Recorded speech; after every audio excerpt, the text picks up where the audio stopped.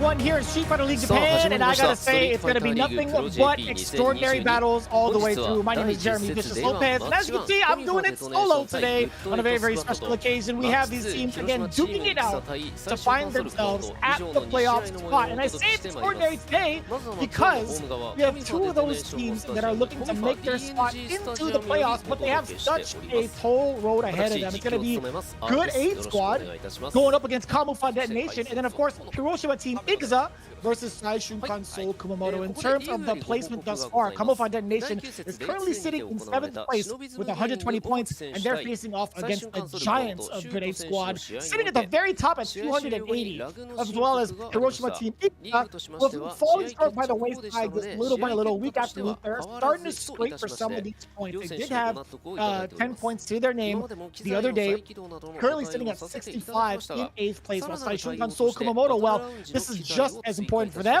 as it is for the other teams, because if they happen to score huge, it helps solidify them in the top 5 spots for the playoffs. And that's exactly what we're going to talk about. If you guys haven't been here before, the current format has both a home and away side, right?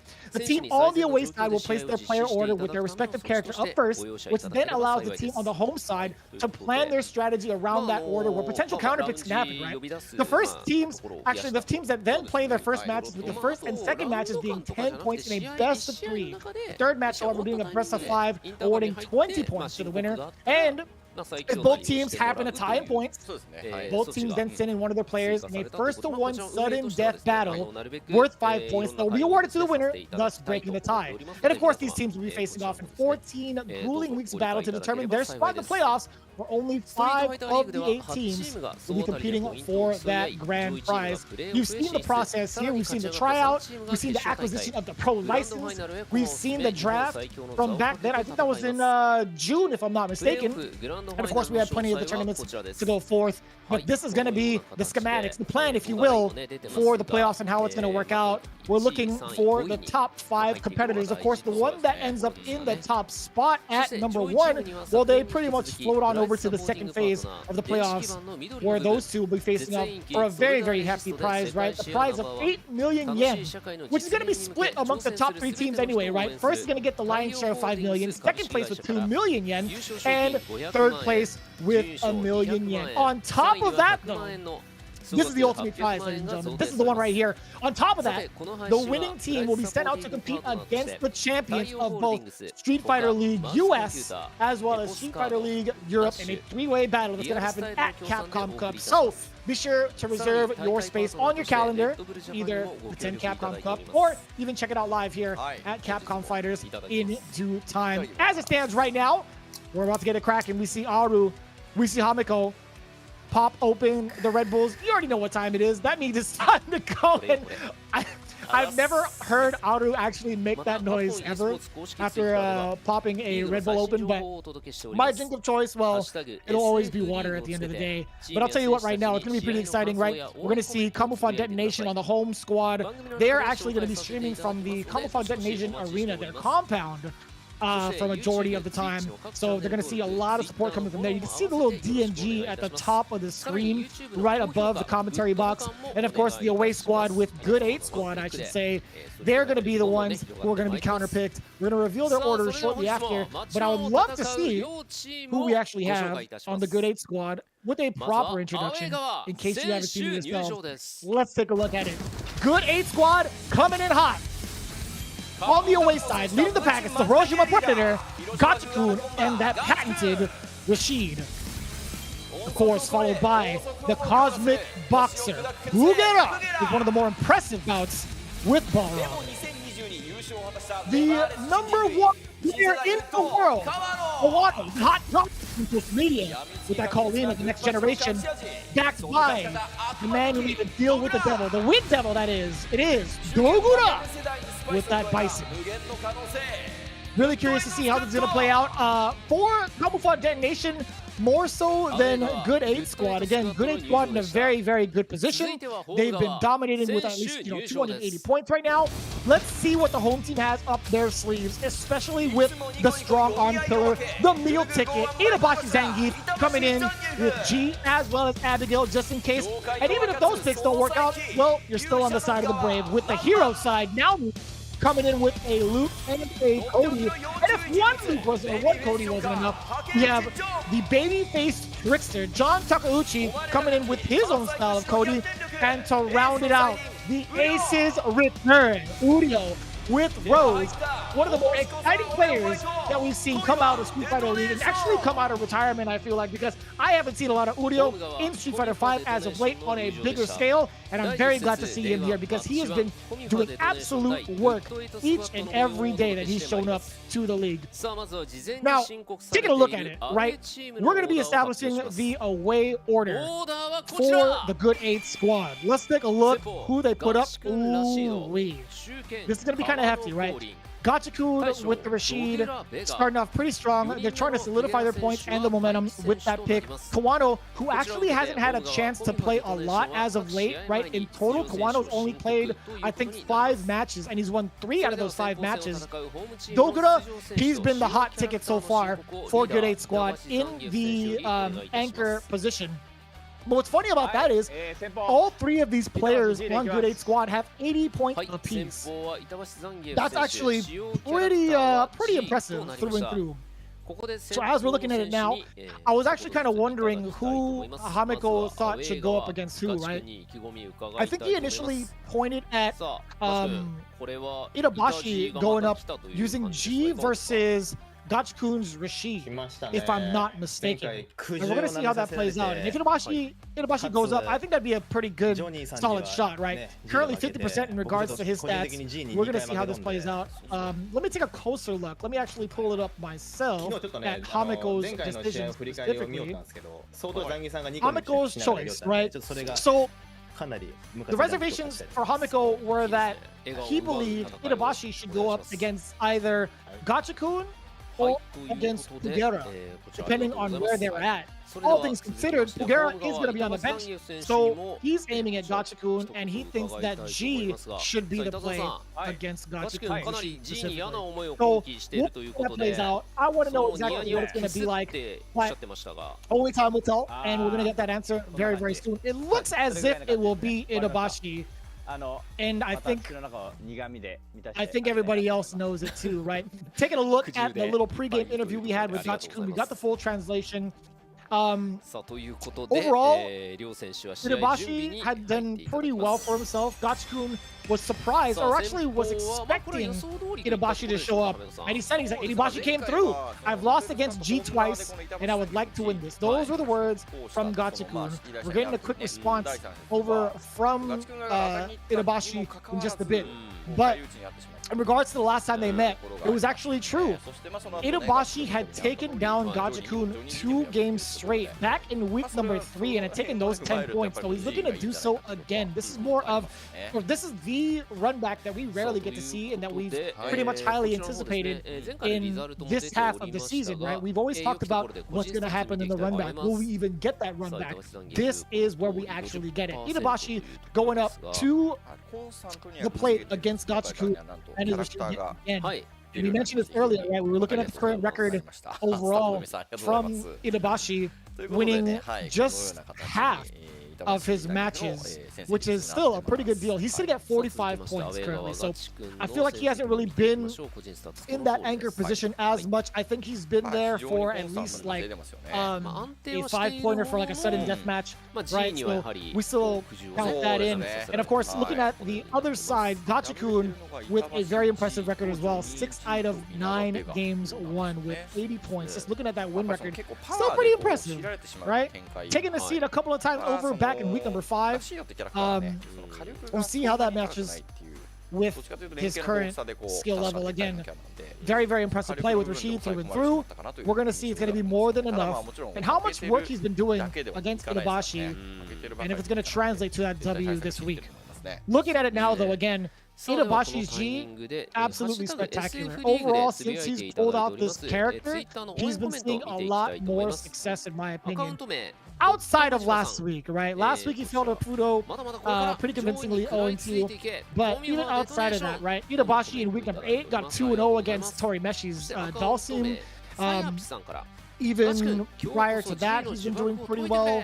Yeah, I think overall there should be like a different stat for the G pick and how often he's gotten the W with that character, right?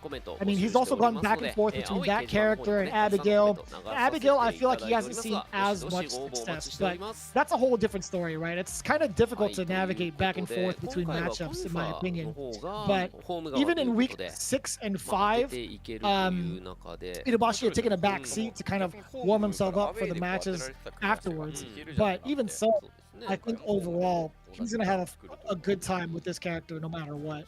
I think G's gonna be the main pick for Rashid. I think G does a great job of kind of focusing in the neutral, or at least eliminating some of the options that Rashid has in neutral. The fireball is super pesky. You get really good conversions off of lights. Some of the best bufferable light normals in the game. We've talked about that through and through if you followed for any single or any type of CPT.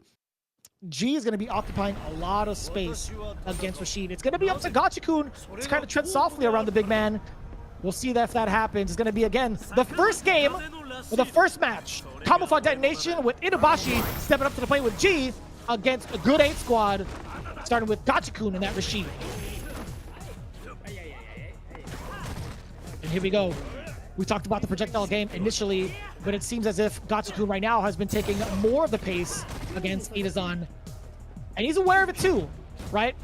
Now he's starting to space himself, trying to take his turn after the forward medium punch. That being negative, it was his turn for him to play, but Itazan now, Itabashi tried to jump in. That was a counter hit. Gachikun had tried to do an anti-air. Wasn't in time though. All momentum to Itabashi. The important tech now just at the right space. And lose a jump, does get clipped. Gachikun now dashing up. Wasn't able to steal his turn after that standing medium punch. He was trying to get a frame trap. Itabashi was ready for it. Look at the daunting standing light punches. It's so difficult too because you know he's buffering away. Here we go. Doing what Rashid does the best. Put him in the corner now. I like it. Yeah, we see. What? How did that hit from behind? That's crazy. How did that crouching fear escape from that far behind? That's actually kind of wild. Are you kidding me? I can't believe he got out of that corner, everybody. That was nuts. That was actually kind of nuts. But anyways, that was great for Itazan. Itabashi gets to reset the momentum. Gachikun was looking to take it all the way through, but now look at that. Yeah, frame trap, standing medium punch. He's trying to get a little bit cheeky with it, right? He's stealing his turn. Itabashi with the wheel kick. Watch out for the grab, the tick throw. More enough. That's all she wrote. Round number 1 for Itabashi. And I'm loving this so far. I will say it got very unlucky for Gachikun, trying to jump in a favorable moment for Rashid, right? Quartering that G, but the crouching heavy punch just being timed in that manner. You can tell there's expertise at play from Itabashi, knowing that angle and knowing that timing. We see the buffer from the forward medium punch from Gachikun. Slowly starting to chip away. There we go. I think the only time Itabashi would take severe damage or any sort of opening would be if he's in range of any of the normals that Rashid has, which is like primarily would be crouching medium punch, or no, crouching heavy punch, or if Itabashi tries to dash in unsolicited. I take it all back. I take it all back all the way. He walked into crouching heavy punch position and neutral jump to whiff punish it. That was so slick. We saw no activation. We might see it after this. That was so tricky as well. Close to stun. Do you activate here? No, you don't want the scaling. You want the raw damage. You better activate after this, though. What's the mix? Nothing! It doesn't matter. It's a throw. That was so clean. That was absolutely clean from Gachikun. And just in case it was tech, I think he would have gone into immediate activation. Ooh-wee! Was that a punish? I didn't get to see what Itabashi was doing. I missed it. Forward medium punch, EX Whirlwind now again trying to get the frame trap. No success trying to walk up even after that. Itazan for Itabashi. Getting these lights to come through for him, working overtime, double time at that. EX spinning mixer, not the same as it used to be, amigo. Read the patch notes. That is game number 1. Itabashi. A little bit of a victory cry there. You can see it from the game cam. Itabashi doing great work in anticipation for what Gachikun wants to do. He has such a solid idea and such a solid read on Gachikun and how he's been performing lately to call out some of the normals that we expect, right? When we know the normals are coming, that's half the battle, right? As G.I. Joe said, knowing is half the battle. You have to understand how to counter. And And Itabashi did just that. Game 1 under his belt this far. That is 3 straight games if you're counting all the way from week 3. Gachikun does get the whiff punish against the smash under. Just in time for the spinning mixer HP version. With 4 thrown out. Let's see if you can keep him contained. No, sir. Itabashi breaks out. Looking to steal. Looking to go right back into jail. But at least take Gachikun with him. We're about to be cellmates. Oh, boy! Framed him. He actually caught him red-handed and framed him. Taking him to the authorities now. Now he's doing stun patrol.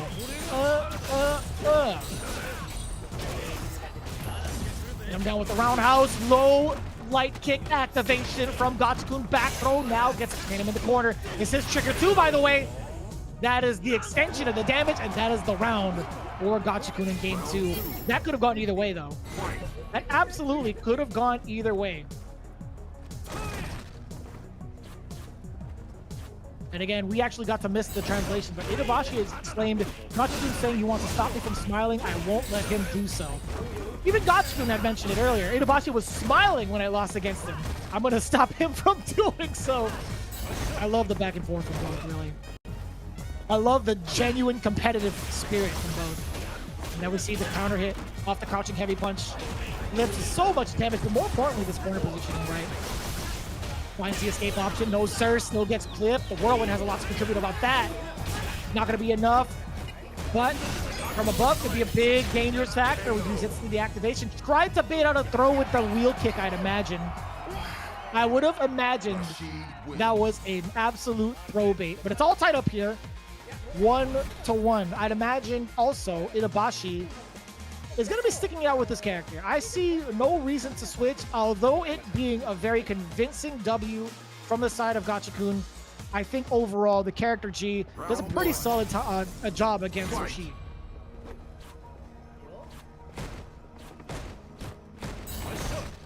Already occupying a lot of the space from Itabashi, starting things off with the crouching medium punch. And I love the big interruption. You saw the startup of the command grab.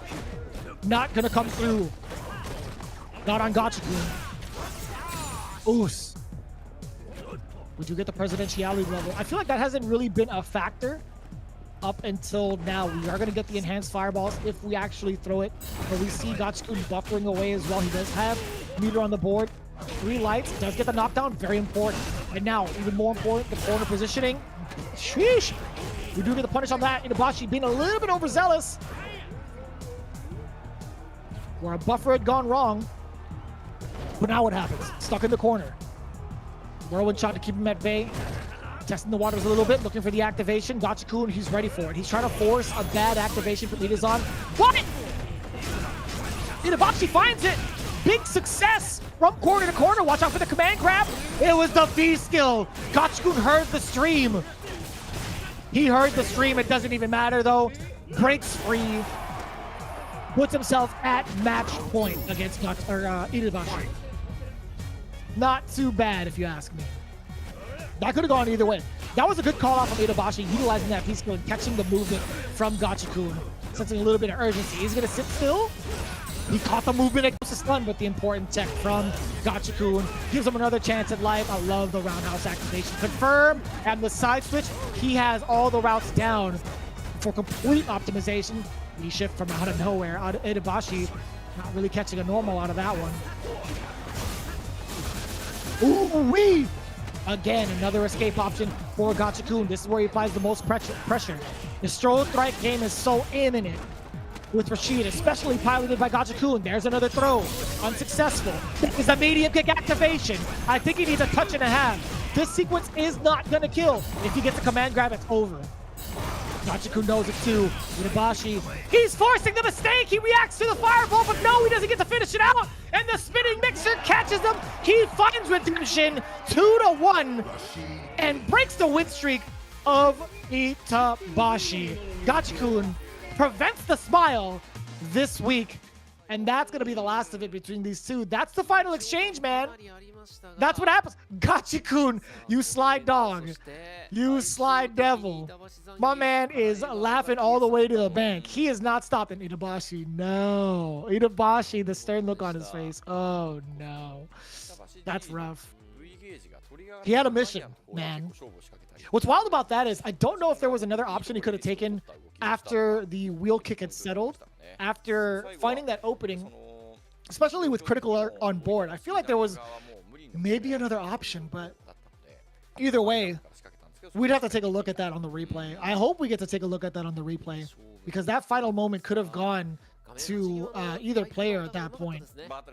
I think with the right sequencing, Itabashi would have definitely had enough damage on the board to take it all the way from Gachikun. And taking a look at the stats, right? This is the biggest story I like to highlight. You see down below on the bottom left where it's 3 out of 15. Yeah, that is the successful amount of throws that were teched. The fact that he only teched 3 of the throws, 12 of those, that's a lot of damage. 12 of those that landed, that is a ton of damage, but it's not even just that, right? You get so much real estate after that, but even so, even if like you're back towards the corner, you even get to side switch off of that and to get the corner pressure. These are pretty important notes to take, man. Really, really well done. Great both defensive throws and offensive throws from the side of Gachikun. Really paid off in that one. 10 points, 2-1. What looked like an Itabashi matchup was the complete opposite. So that's how it's going to be. And so, yeah, I wonder what could have happened. I really want to know if there was another option you could have taken outside of wheel. And of course, this is live, by the way. I am looking at the chat. Never said you could do super from wheel. It's not what I was saying. But I feel like there could have been maybe another way to, like, maybe another route from, like, the opener he had. I'm kind of curious to see whether or not, like, if I look at the replays again, if there was another way to get an opening, right? But he did go for the wheel kick. But as it stands right now, good 8 squad. We get to see the #1 player in the world, as it stands currently, Kawano, back into the mix, right? Kawano, however, we're going to take a look at his stats later. Despite only playing 3 out of 5 matches, winning 3 out of 5 matches, I should say, he has 80 points on the board, right? He was tied with Gachikun and Dogura before the matches had started, of course. But I'm looking forward to seeing him play again because he's been on the bench for quite a while. I will say the Colleen coming back into play is very refreshing. And this is going to be quite the task hand for John Takeuchi, right? John Takeuchi, on the other hand, I will get to his stats a little bit later. I'm pretty sure they're going to be showing it off anyway. But as it stands right now, Kawano, he's acknowledged his opponent. He's acknowledged that it's going to be Cody. It's going to be a tough one, but of course he will do his best. I'd imagine he's had a lot of practice with every other Cody out there in Japan. I do happen to watch Kawano pretty closely, at least on streams. He's been kind of low-key as of late. So I'm kind of curious as if he's been doing all of his practicing in a different account. Because I'd have to look it up on his CFN when the last time he practiced up against the Cody, right? I'd imagine like he's done it in a very secret way, but as it stands right now, I'm more than positive he's going to be ready for it. It's just a matter of if John Takeuchi is going to be ready for it. Currently sitting at an unfavorable record of 1-9, right? Not the best record. I'm not gonna put it any lighter than that, right? 20 points to his name, and that was an anchor match, and that was all the way back from week 1. I know Sinkola kind of mentioned John Takeuchi being more of the high risk, high reward kind of Cody play instead of the kind of like wait and see reactionary or bulldog style of like taking up space with like medium kicks or the mediums in general as Cody or as Momochi would. I'm kind of curious to see how this style specifically of John Takeuchi is going to do against Kawano. We take a look at the stats again. We talked about it earlier. 3 out of 5 matches won from the side of Kawano. And looking into it, John Takeuchi had mentioned this earlier. We were practicing together in Tachikawa, city in Tokyo, so I know him very well. And of course, they always end it with, I will do my best. John Takeuchi, no stranger to sharing the tech or even like practicing with all the colleagues in Street Fighter League or even like in the realm of Street Fighter, right? What's super important to note is that like that's how the rest of them play too. Like some of them will have their own secret sessions, but they'll also be willing to share the tech if asked, right? Whether or not they sandbag in casuals, I don't know. That's something that I will never know. They could be trying out something on a different day or like experimenting themselves. So that's just how it is. But as it stands, Hameko had actually predicted that maybe John Takeuchi would be put up against either Gachikun or Pugera, but all things considered, since they found out the order, they had to call an audible, right? The person they had expected to put up against Kawano was actually Uryo. They wanted to see whether or not Kawano had the Rose practice, and I'm gonna go out on a limb here and say no, like not at all. There aren't that many roses in Japan. Like 3 to 5, but Round one. now that I think about it, that's a lot more than the States. Anyways, another time. That's a story for another time. It's Kawano versus John Takeuchi here in set number 2. Oh. And looking at things right now, we're taking a look at who's going to be occupying the space more. Kawano, he's not trying to give up the corner too much, so he is trying to get a couple of counter pokes here, but it's so difficult to even try to counter poke. John Takeuchi's been very, I don't want to say pensive about it, but yeah, he's a little hesitant on counter poking. Does find the opening now. Side switch, you know it. Goes for the jump out again. It's Kawano's time. Goes for the low, does get the throw bait just within the right spacing. Forces John Takeuchi to make that error. Looking for a little bit of a stutter step for another throw bait. John Takeuchi trying to reclaim that space, but it's hard when the Ice Queen is skating for those knees. Oh. Does get the opener down below on the shins. Tanya Harding throw him down. Kawano, one more sequence away could do it. If he gets a solid confirm into EX Parabellum, it's over. With John Takeuchi, he might be charging. He threw out 2 light tornadoes. He might be charging a zonk. Oh no, he's not. He's not at all. Where are the zonks? Is it in one of the Christmas presents? Probably not. 13 seconds on the clock. John Takeuchi is not going to overcommit. 10 seconds on the clock. Can Kawano burn him out? Oh no. Walk it out like DJ Oh, that's huge. 3, 2. The tech is there. John Takeuchi gets the time over W. That's actually crazy. That's actually crazy. Nemo's push has been pretty reluctant to agree with me here. How they're pros? How could they not know a matchup? Lol. You know, a lot of the players actually admit that they don't know certain matchups if you watch their streams. I'm just letting you know. But anyways, even in the post-game and pre-game interviews, they admit that, if you've been tagging along. But anyways, that's neither here nor there. Kawano-chan now applying the pressure. Already got John Takeuchi in the corner, but the tick throw finds the mark again. And I'm loving it. Yeah, the whip punish. We see the overextension of the roundhouse. That's going to be kind of rough. Kind of rough. Kawano with a huge rebuttal. That's actually fantastic. We're starting to see a lot more of the whiff punishes, even if it's not a throw it. That was sick. That was the Dr. African if I ever seen it. That was whiff punishing the anti-air by doing an empty jump. That was so sick. And we see the harassment for the medium punches, but we can't see John Takeuchi actually pressing the button against the normals that do whiff, right? There it is. There's the zonk, but it wasn't fully charged. Back throw back to neutral space. Right in mid-screen, we see a flurry of normals, but still, look at this. The X off, right? But it wasn't significant enough. There we go. Plus frames, block. We get the mix, throw, strike, mix-up game. Coming in handy.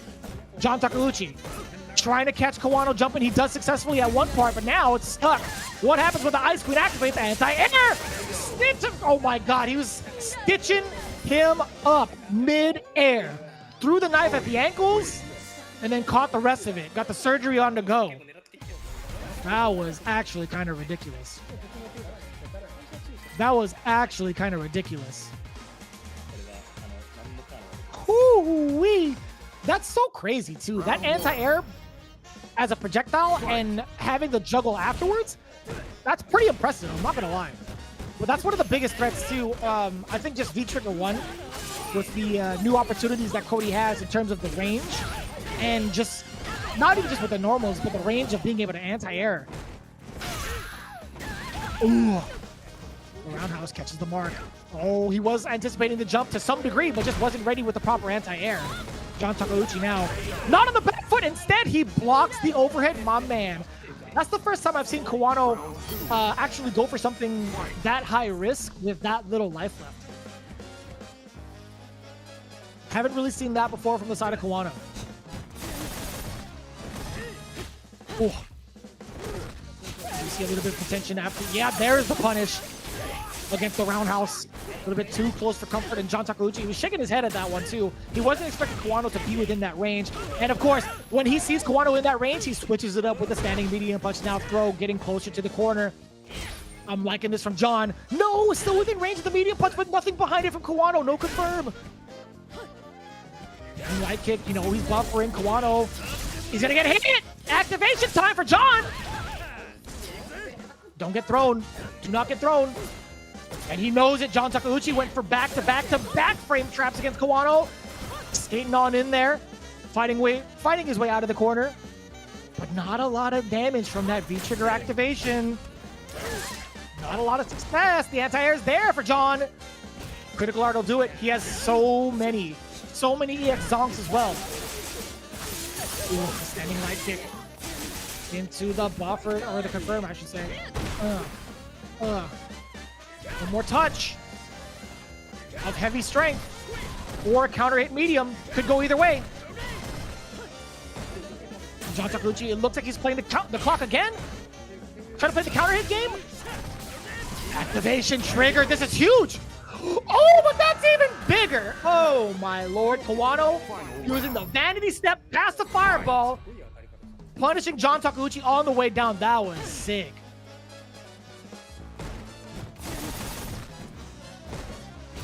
My girl does no damage. I gotta say, I will say the damage output on Colleen has been neutered significantly.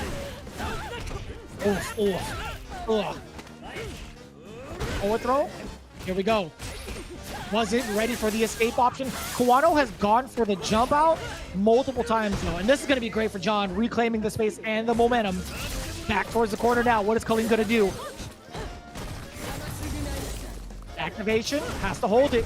I love the backdash. Good call out from John. Applying even more plus frames. Where's the second zonk? Are we going to get through it? Will Kawano actually counter the zonk approach? Pro strike game is being established by John. Backing away, doesn't want to overextend, doesn't want to commit to an error. There it is, there's the zonk off the wall. It was charged. Double ruffian, a throw will do it.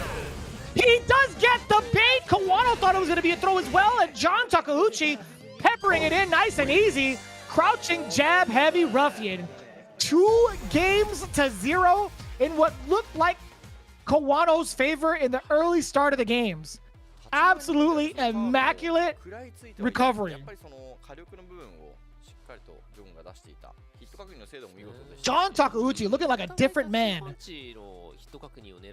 That had to be the most sophisticated breakdown of the strike throw mix that I've ever seen in that matchup. That I will say, dang, John even looked, as soon as I made that statement, John looked into my soul. He propped himself up in front of the webcam and he looked at it. That was actually super, super amazing. John Takeuchi, the youngster smile, Kawano hydrating himself. It is what it is, my man. It is what it is. But Kawano not being able to score points after being on hiatus for a couple of weeks now for the Good 8 squad. But there's no doubt in my mind he's going to come back even stronger. John Takeuchi breaking the losing streak, the significant losing streak at that. The last W he had was in the anchor spot in week number 1, but going in 2-0 against the world's champ, the Evo world champ. unprecedented, man. Let's take a look at the storyline here. We talk about the anti-airs. 4 out of 7. Very tricky sometimes to anti-air Colleen. We've seen the vanity step and how well it is or how well it does in regards to getting the sharper angles, punishing some of the projectiles that come his way. And also, Kawano did a great job of escaping the corner, just keeping his jumps ambiguous too. So there was a lot to say about that.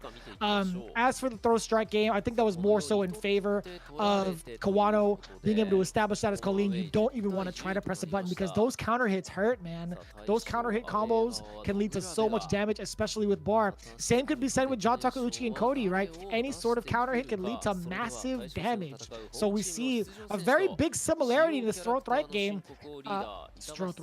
Strike throw game. Strike that. Reverse it. It's kind of hard to say over and over again. But again, John Takeuchi being able to establish that game so effectively is what ultimately I think led him to that W, especially towards the end, right? Speaking of the end, it's going to be the anchor match. Uryo is being set to the plate against Dogura. And I'm really curious about this matchup. I think somebody had mentioned in the chat earlier that maybe Rose would be best against Colleen. I think before we even got the matchup started. But this is going to be a tough one, right? Rose versus Bison, it's a lore match, first and foremost. But second of all, I think there's a lot that Rose can do to give Bison a lot of problems. But I wouldn't expect it to go like in favor of anybody between Uryo and Dogura because they're both such experienced players, right? Uryo has been on the up and up lately in Street Fighter League and has shown extreme prowess with that Rose, like the masterclass level of Rose play. But Dogura, he's been grinding it out too. I actually got to stop by in his chat and congratulate him on his win last week, and he actually responded to me in English. He said, "Long time no see, thank you, Vicious." I'm like, yo, that's pretty tight. But Dogura had actually put the Rose matchup into the lab, and he's got some pretty neat stuff, right?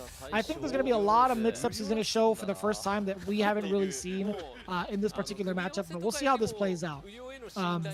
As it is right now, I think Rose can take Bison toe-to-toe. I think there's a lot to be said about what V-Trigger is going to be utilized for Uryo. And I'm kind of curious if Dogura is going to utilize V-Skill 1 in this matchup to kind of deter the usage of Soul Spark. Right? The Fireball game is going to be pretty important in this matchup, I think, as Rose.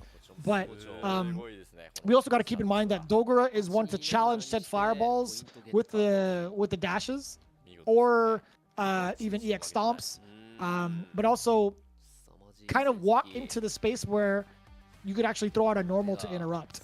Maybe like a standing medium kick. Pretty fast, right?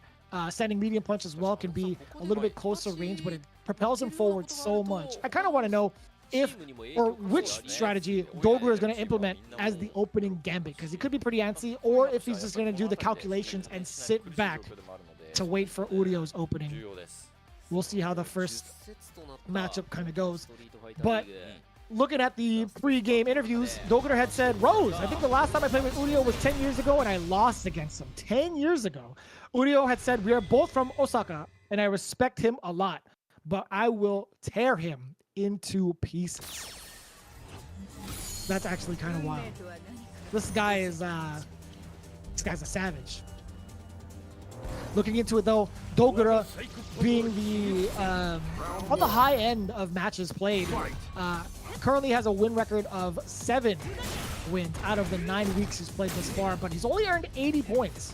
80 is a good number, but majority of the time he's been sent out as like the starter or the vanguard, but not as much in the anchor position. That's changing now. Ooh, we get the crush counter. I actually got I missed the opening gambit, but as it stands right now, Dogura is trying to keep Uryo contained. You see how he's kind of staying within that range of medium kick? Oh, and the whiff punish was there from Uryo. He was ready for it. The soul punishment to reclaim some of that real estate. No whiff punish on the roundhouse, and now we get the sweep Uryo from downtown to the neutral jump in anticipation of the slide. It's going to be a pretty hard-hitting matchup. These guys are throwing out a ton of buttons. We got the sweep activation, forward throw, gaining all that real estate. Back to Cycle Crusher from downtown. Not quite the mix that we were expecting. Oh boy, there it is. Yes, sir. Head stomp into Devil's Reverse. Nice work there from Dogura. gonna be kind of tough. There it is. Yeah, V skill 1 to absorb the fireball. Uryo was expecting that. Does get the slide to anticipate it or at least punish it. We get the soul punishment. Has to hold that. No, Dogura jumps just in time to avoid the chip damage. But at what cost? His back soul's corner. We see a lot of the spacing being implemented by Uryo. Standing heavy punch was not close enough for the continuation of the combo off the stand medium. He actually got it, but missed to confirm. Oh! Okay, so he was thinking maybe he can get away with the fast one with the slide. Uryo ready with the punish. A lot of damage on the board, so punish. And the soul throw mid-air. I'm loving that for Uryo. Always ready for the pickup. And he really is, man. He's been so clean with a lot of these pickups. This last minute conversion. First spiral, fun and incoming now. Dogura does prevent Uryo from jumping.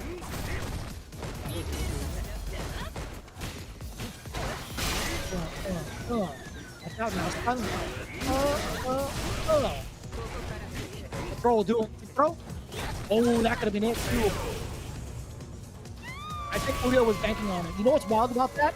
I think Uryo kind of intentionally let Dogura hit him with the jab, anticipating the tip throw. Because if you think about it, if Dogura does stand jab tip throw, he'll be in too much plus frames for the throw to actually land, right? It'll actually miss the character completely, and that'll get Uryo the big breakthrough.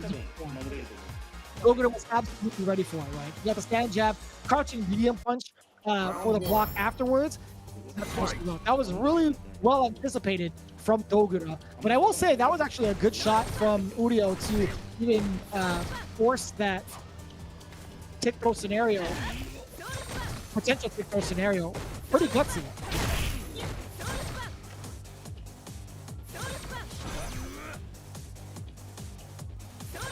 You have the absorption of the fireball.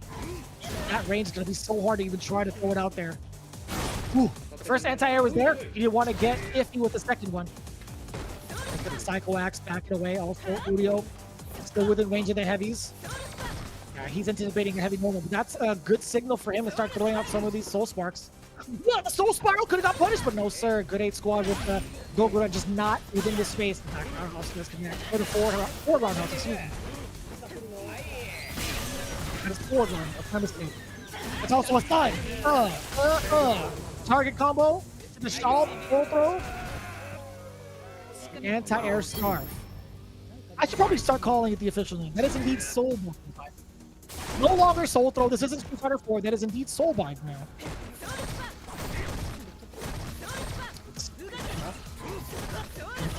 Oh, that could have been a punish. Just wasn't close enough. There we go.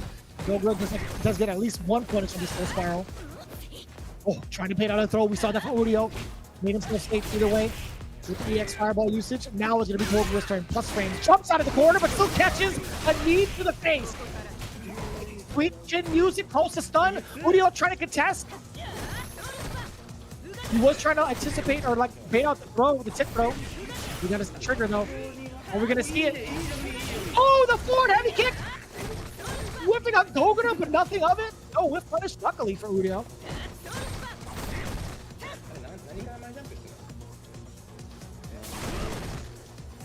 Plus frames after that. Standing medium punch, and now plus frames for Bison again. After the Psycho Axe, a lot of chip damage, but it keeps them out of gray life as well. Dogura needs 1 solid hit from a medium. Oh, this is it. This is going to be a lot of damage. Are we going to see a reset? It could happen. What side? The V-ship is there. Dogura has practiced that on stream. It doesn't matter what your name is, says Uryo. Crouching medium punch, soul spiral into the critical art. More than the damage, tying it up 1-1.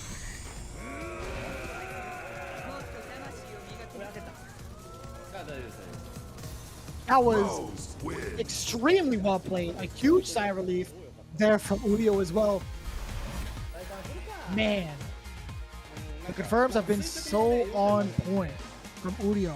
And the reads against Dogura have been so smart. Knowing full well the standing light punch is coming on his wake up and still managed to play defense against that pressure with very little life left around like what, maybe like a 2-hitter? Like a 2-piece maybe? Pretty wild, man. Uryo having the game of his life right now against a long-time rival. Forward heavy kick is gonna find the mark if you're crouching. Who will find the mark is Dogura right now with Bison. Just had a couple of hits. Psycho Inferno off of the light. And yeah, he's anticipating Uryo trying to jump out. Maybe the jumps are going to kill him this time. 3 standing jabs just within range of the swipe. Standing heavy punch. Dogura now using it as a measuring tool. Anti-air there. Back throw. This is where it all starts. Soul Punishment? No, it's going to be Soul Spiral. Or Soul Spark into Soul Spiral. Plus frames now. Trigger movement. Plus frames now. Man, I got to say, back-to-back plus frames. And it took forever for Uryo to get opened up. Dogura definitely worked for that opening. It was plusa de plusa, as F-Word would usually say if he were here right now, but he's not. There's the hell attack. I love the air-to-air snipe out from Dogura. Somebody had mentioned earlier, Uryo's Rose has been jumping in, or jumping in general, a good amount of time. But either way, Uryo finding the rebuttal. Putting Dogura to this corner. The harassment off with a stand heavy punch, and I love that. In anticipation of a fireball, I think the EX heads up was going to cover that option either way. Frames again off the EX scissors, back dashes away. Uryo reclaiming, or sorry, resetting the momentum. That's a counter hit jab. You get to connect forward heavy kick after that, but it's going to be plus frames to be. Oh no, he ran right into it. The trigger no longer a problem. Trigger on the deck from the Akoma Devil. That's huge. More than enough damage. And he, just in case that wasn't enough, he still had the threat of V-Trigger 2 no matter what. Dogura up 2-1 with longtime rival Uryo.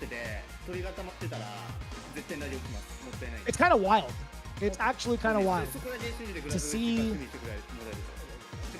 a 10-year, not necessarily a grudge, but a 10-year long rivalry coming back. The Realm of Street Fighter League, and of course, it is a lore match. Rose versus Bison. Can't ask for anything better. Are we going to see the Psycho Axe? We have to, yeah. Psycho Axe is always going to be the play if they don't have any sort of V-gauge on deck. After the back throw, it guarantees the meaty from Bison. Os. Roundhouse. It does check. Checking the movement as well. Uryo. Couple of fireballs his way, and I love that. Yeah, the standing heavy punch actually stopped the headstocks from coming out. Man, and actually caught the anti-air. No punishment off the screen, but still extends the combo. That is a ton of damage. Yo, Uryo, he's made the adjustments too, just in case Dogura wants to spend bar to escape the fireball. That standing heavy punch would catch. Uryo had technically attempted that in the last exchange he had in the corner. It just was a little bit too far out, so he's tightened that counter, and he's made it happen. Dogura now at the back to no whiff punish on the forward heavy kick. Watch out for that slide. He tried to contest with the 3-framer. It was perfectly spaced from Uryo. Ugh. Let's get the low forward confirmed. Psycho Axe plus frames. Just walking out of range of the throw. Uryo throwing a couple of fireballs to reclaim space. Back to mid-screen. The heavy punch connects into the Soul Spiral. Catching the low. Full confirm. What happens now? He gets the throw bait. What more for stun? Soul punishment. He has to hold that block. The V-reversal. Not going to have it. And I love the interruption from Dogura. Not afraid one bit still. If we're going to go for the axe, yes, we will. But that's a V-reversal. That's a free reversal from Uryo. One touch, and he finds it. Down below, he baits and reads the V-skill 1 usage. Excellent prediction from the tarot reader. Rose and Uryo tying it 2-2. I haven't been keeping score. Dang it.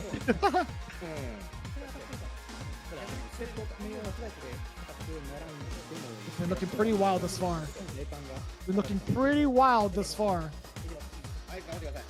Down to the final game. We're seeing a little bit of contemplation between the two. Right back into the rematch. Here we go.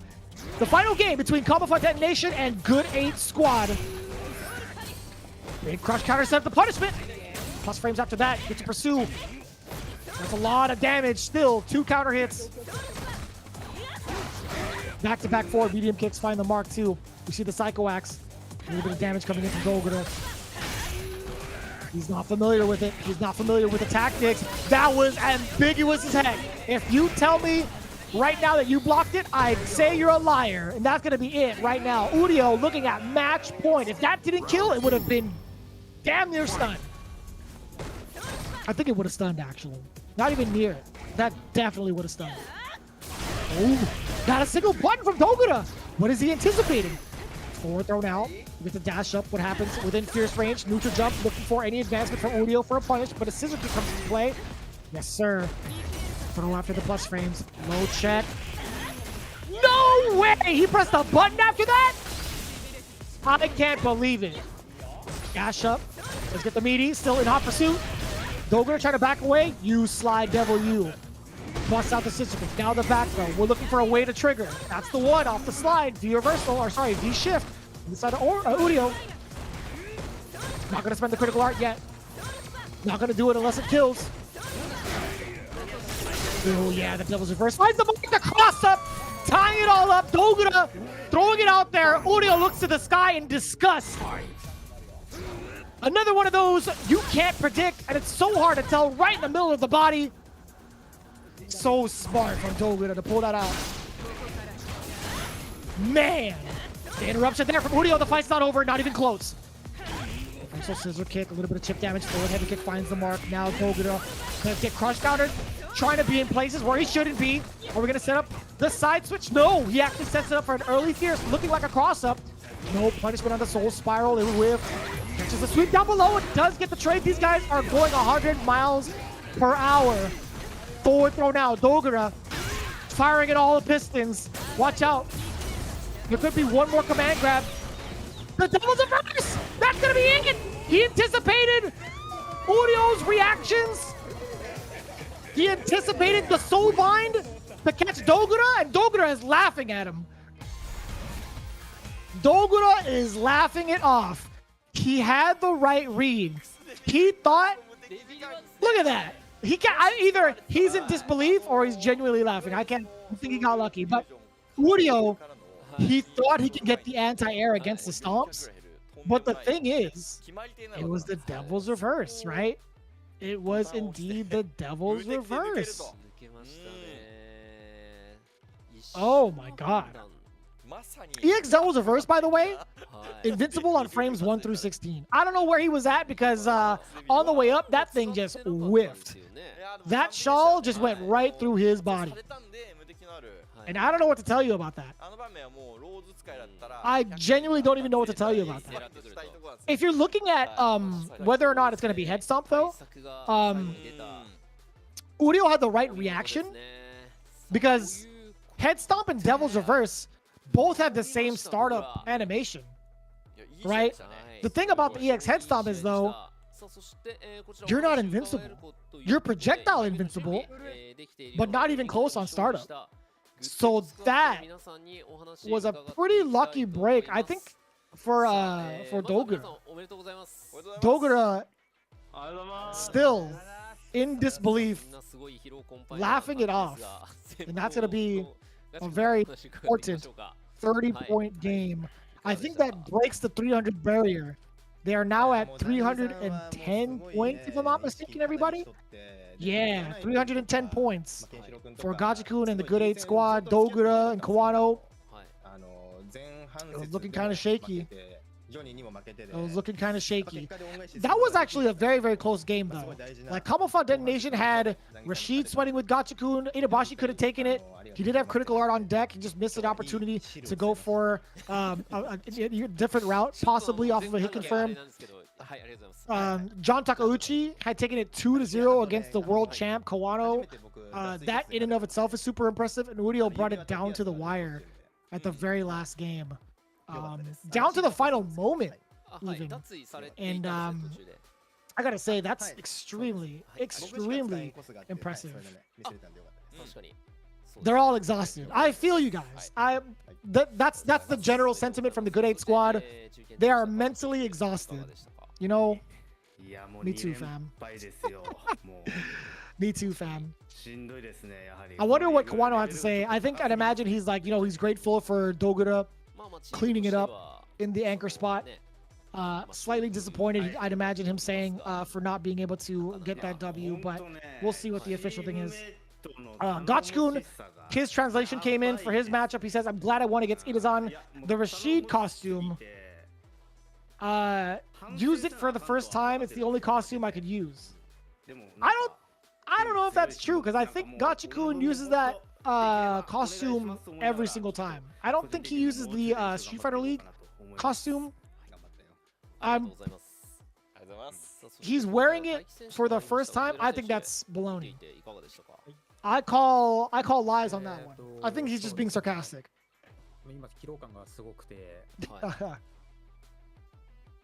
Yeah, it was a close set between John Takeuchi and Kawano. Although John Takeuchi had taken it 2-0, it wasn't a complete blowout. I think if anything, Kawano had a significant blowout in game 1, round 2, where it was a near perfect. But John Takeuchi just coming in and being so patient, a lot more patient than we expected, taking a lot less risks in his matchup.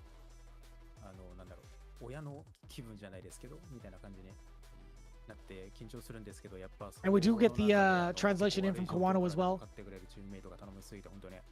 He's in shock and awe. He's congratulating his teammates. Kawano earlier was saying amazing teammates. I know I need to look over the match I played because I lost, but still amazing teammates. We even get the words from the reserve. We have Dogura, who was on the bench this week. We're going to get a couple of words from him. He feels so exhausted despite not even playing. And that's pretty much the rest of us as well.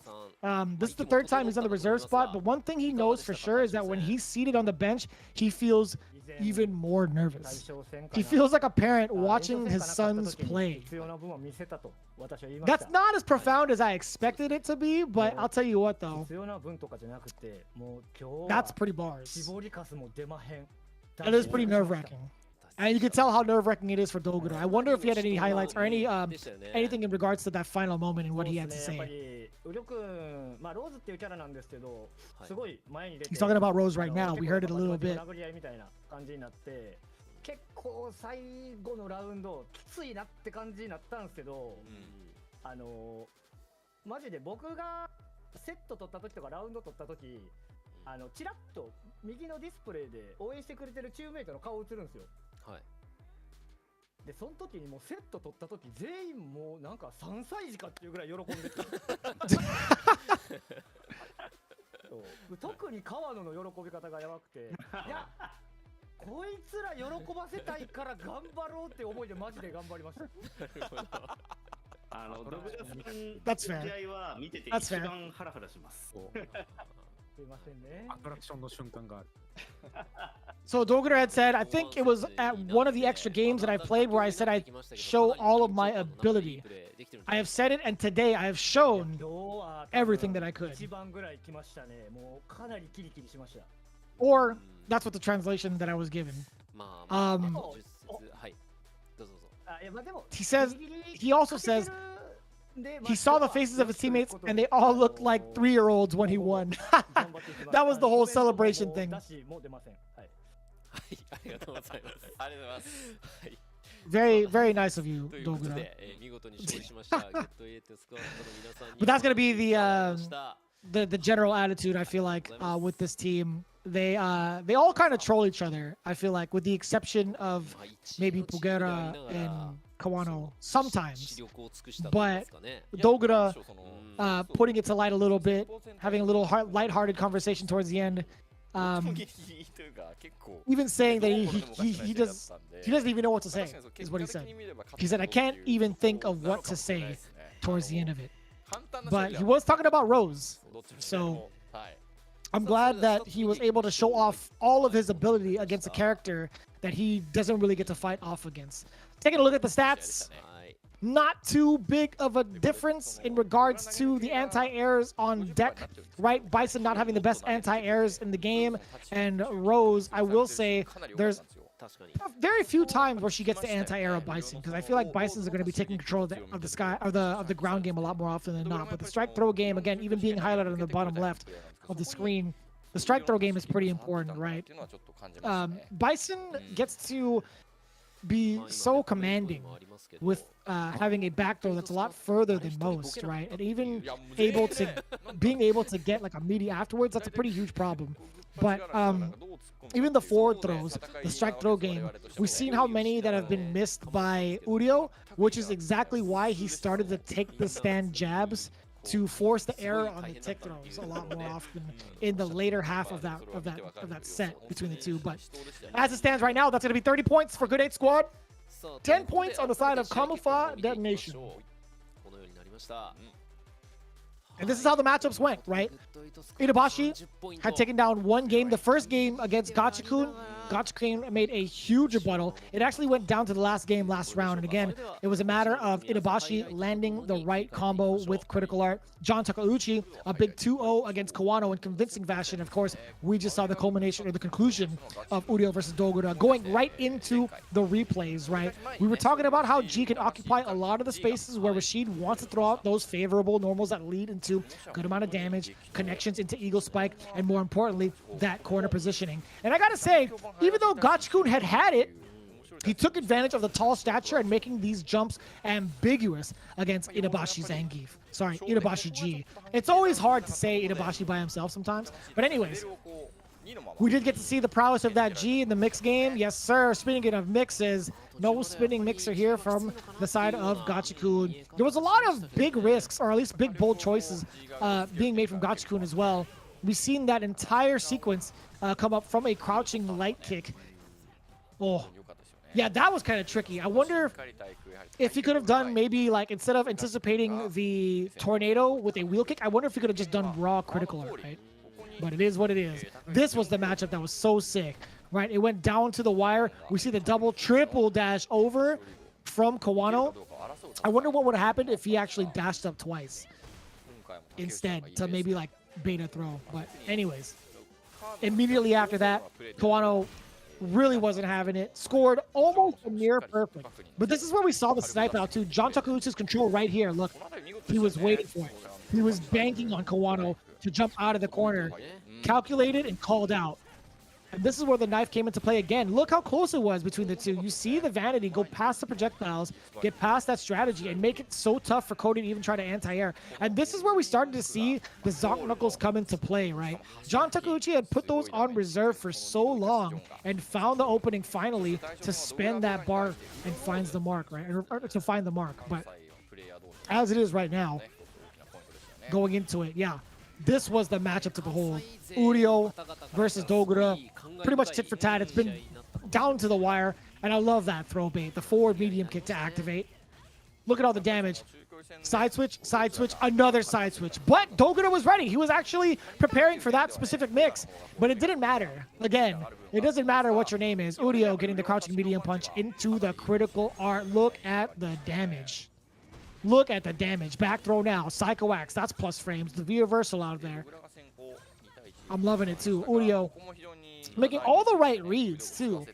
To the point where it broke down to even. It looked like it was going to be in Uryo's favor. He had a very, very advantageous start in the very beginning. He managed to get the stun and a good amount of meter to go with it. But there's one thing about Dogura. He made a deal with the devil, right? Look at this. Right there! That's what's unfortunate about that. His eyes betrayed him. His eyes and intuition betrayed him. Uryo had actually used the freeze frame to counter against the EX head stop, or what he thought was EX head stop, and it ended up being EX Devil's Reverse. And that is pretty much invincible from frames 1 through 16, as we mentioned, the EX version. So that just was unlucky. Very, very unlucky for Uryo, and very unfortunate. That's going to be more than enough for Dogura and the Good 8 Squad. 30 points to their name. Very, very impressive. What's also impressive is also the graphics that came into the Hiroshima Team Ikuza shirts. I have no idea who the characters are on the printed tees, but I guess it's a variation of the team members and like the characters they use maybe. I can't tell because Inaba has a female on the screen and he usually uses Bison. I can't really tell. But anyways, we do have the fan caravan happening for Team Gyogun in Japan. For those that are there, they do have like a meet and greet session with all their fans that are happening, I think tomorrow, if I'm not mistaken. That's pretty wild. The fact that they get meet and greets with fans, that's so cool, you know. I think that's super, super cool. Oh, man. You can't be putting up the slide, man. Street Fighter 6, huh? I can't wait. I can't wait to try this game again. I wish they would let us know, like, when we get to do that. Because I want to try out Ken, Kimberly. I actually want to try out Chun-Li again. Now that I think about it, there's been so many people showing off like some of their tech during the beta, and I loved every minute of it. Just as much as I love every minute of the World Warrior project. Again, we have Japan coming in full force this November 27th. Mark your calendars for the 4th qualifier for the event. And we're getting closer and closer, actually. Everybody's going through their 5th, other than Japan. Japan actually started theirs at a later date. That's why the schedule's a little funky. But as it stands right now, we still have the big qualifier to go down with the World Warrior. Be sure to check it out at Capcom Fighters 2 for all the retweets. But we do have to take a break. When we come back, we're going to have another showdown. It's going to be Hiroshima Team Ikuza going up against Saishunkan Seoul Kumamoto. If you guys want to follow along, Capcom_esports is where you need to find us on Twitter. But again, be sure to stay hydrated. Get ready for more Street Fighter 5 action shortly after this break. We'll see you soon. 21時16分からは第10節 Day1 マッチ2広島チームイクサ対最春カンソル熊本の模様をお届けしてまいります。それでは一旦失礼いたします。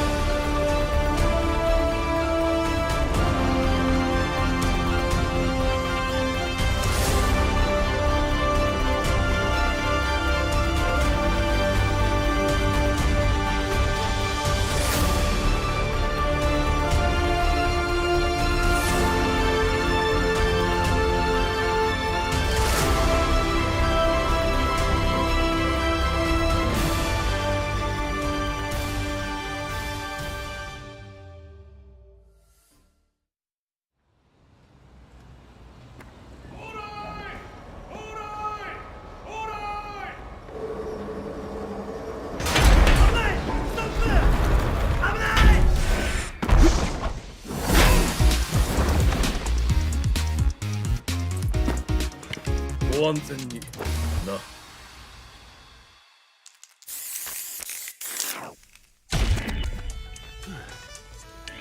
お、新入りかな。うん、いい顔に撮れてるじゃないか。改めて担当教官のルークだ。よろしくな。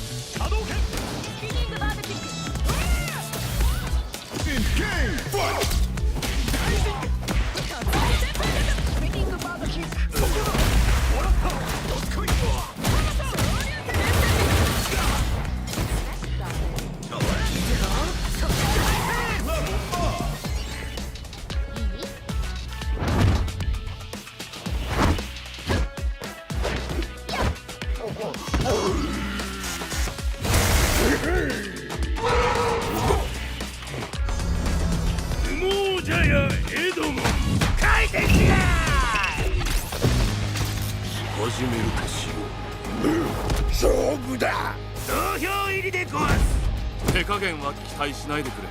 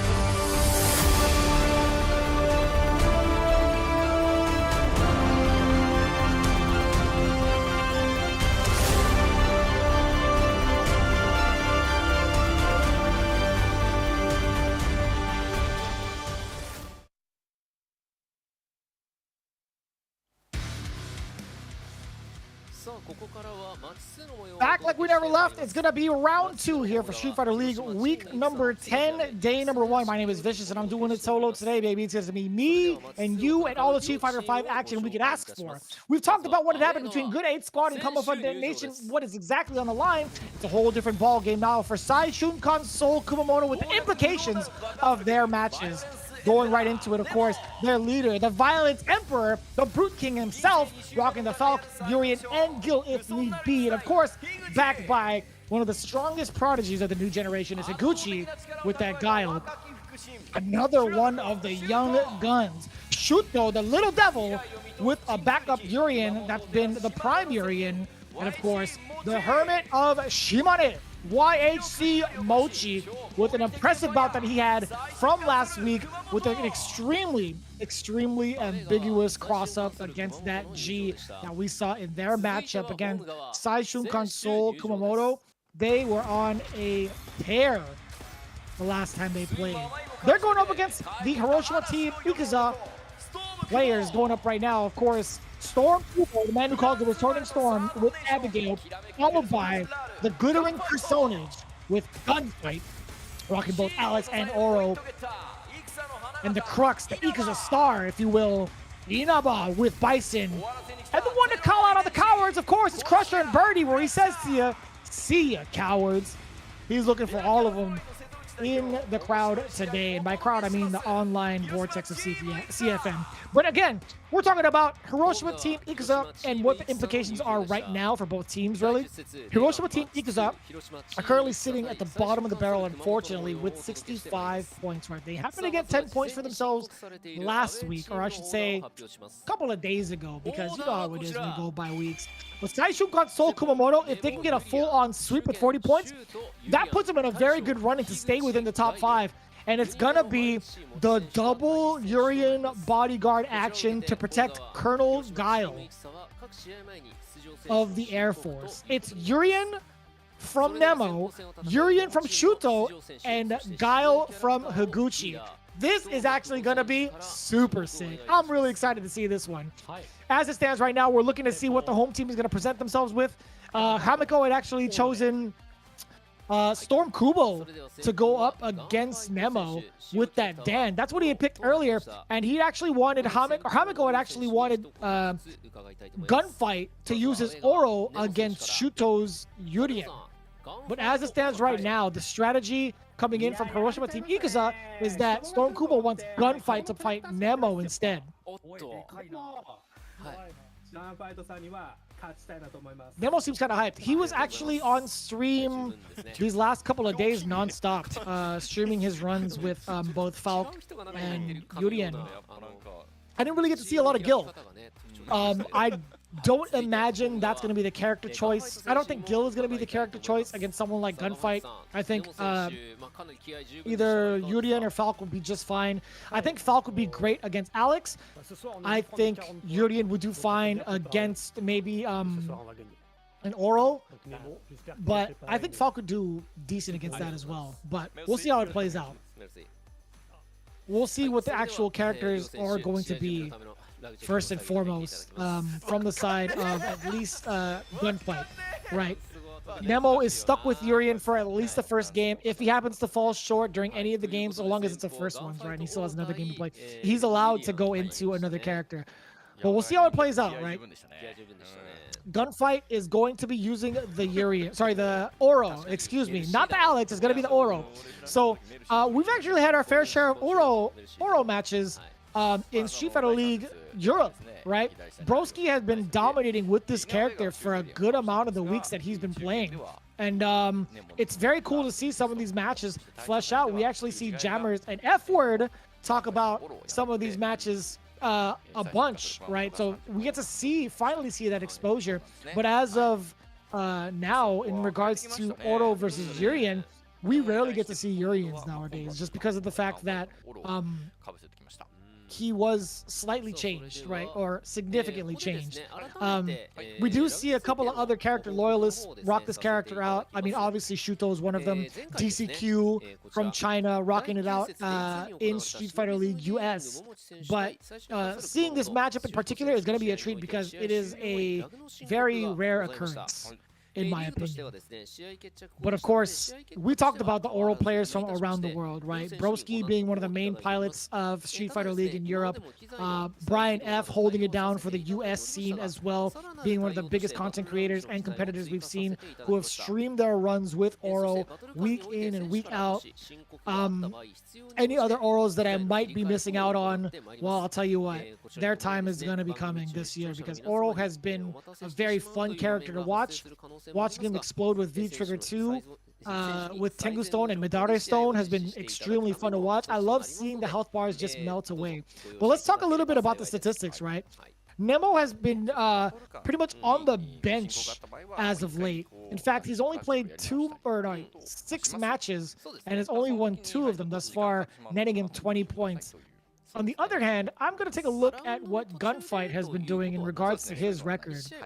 Week in, week out, he's been in a little bit of an internal struggle, right? He's currently sitting at 1 out of 6 wins.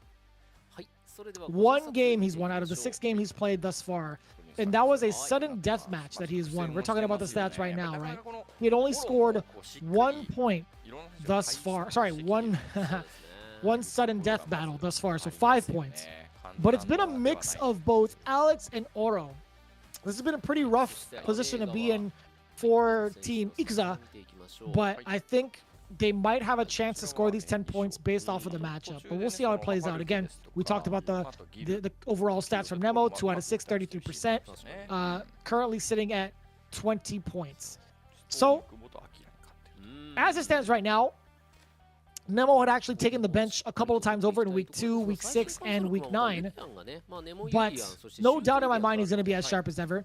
He's been streaming pretty much nonstop. I haven't been able to see or visit Gunfight streams as of late. But we're going to talk about the pregame interviews as well. Nemo would actually exclaim that he was shocked a little bit.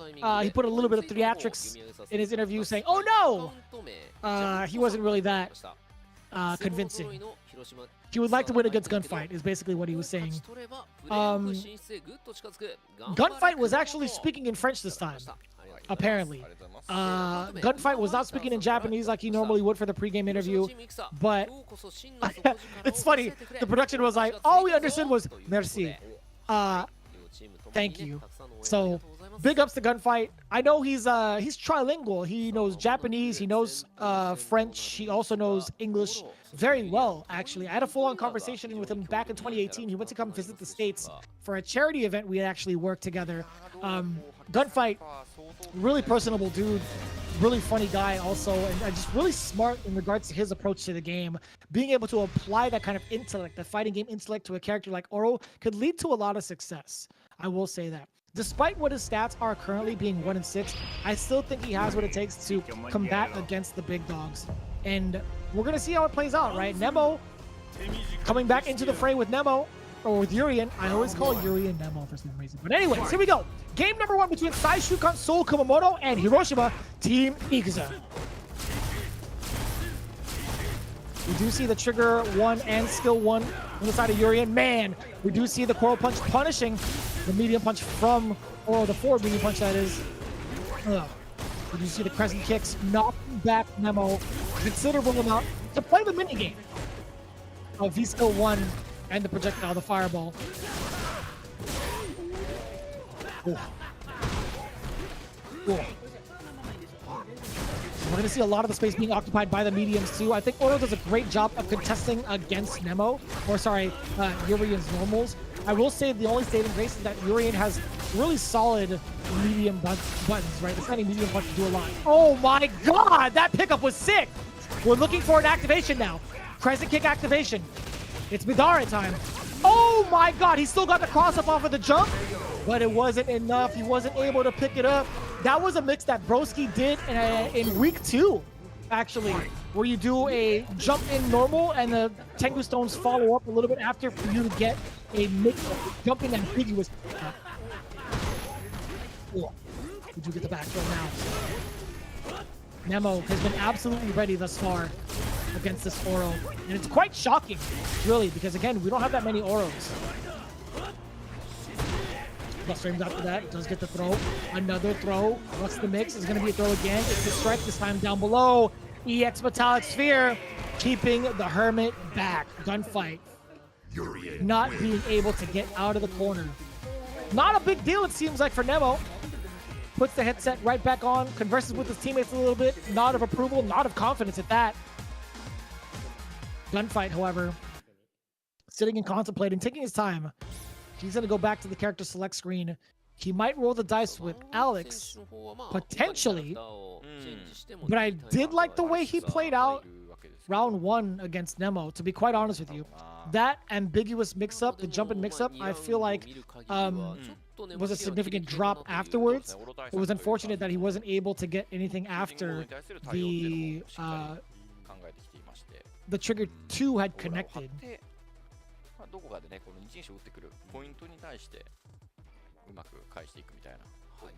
We're looking at it right now again. The Madara Stone with 5 items, being able to get that kind of hit is significant, right? Depending on what the last item is, it can grant different types of like, oh, actually, I think it's the timing specifically. What kind of hits then you get afterwards? Fight. It really depends. It really depends on the timing of it all. But as it stands, it's going to be the Oro still. Same V set. It's going to be V skill 1 and V trigger 2. Oh. Already off to a great start. Nemo now looking to keep Oro back. But now, I like that. Yeah, we get the strike throw after the medium kick conversion. Oh, boy. There we go. Nemo gets the conversion, gets a reset after that. Does get a counter hit as well, peppering him with a bunch on mediums. There's the anti-air from Gunfight, and here comes the Madara Stone. I love the usage of V-Reversal there. He's so ready for the Madara. Again, that V-Trigger 2 is the essence of Oro's comeback. One of the best comeback mechanics that we could ever ask for, really. But Nemo, again, just absolutely ready for it. And Gunfight just running into free damage. Not ready for the fireball. He's trying to contest it with the fireball of his own. He's just not ready. Really unfortunate. Extremely, extremely unfortunate.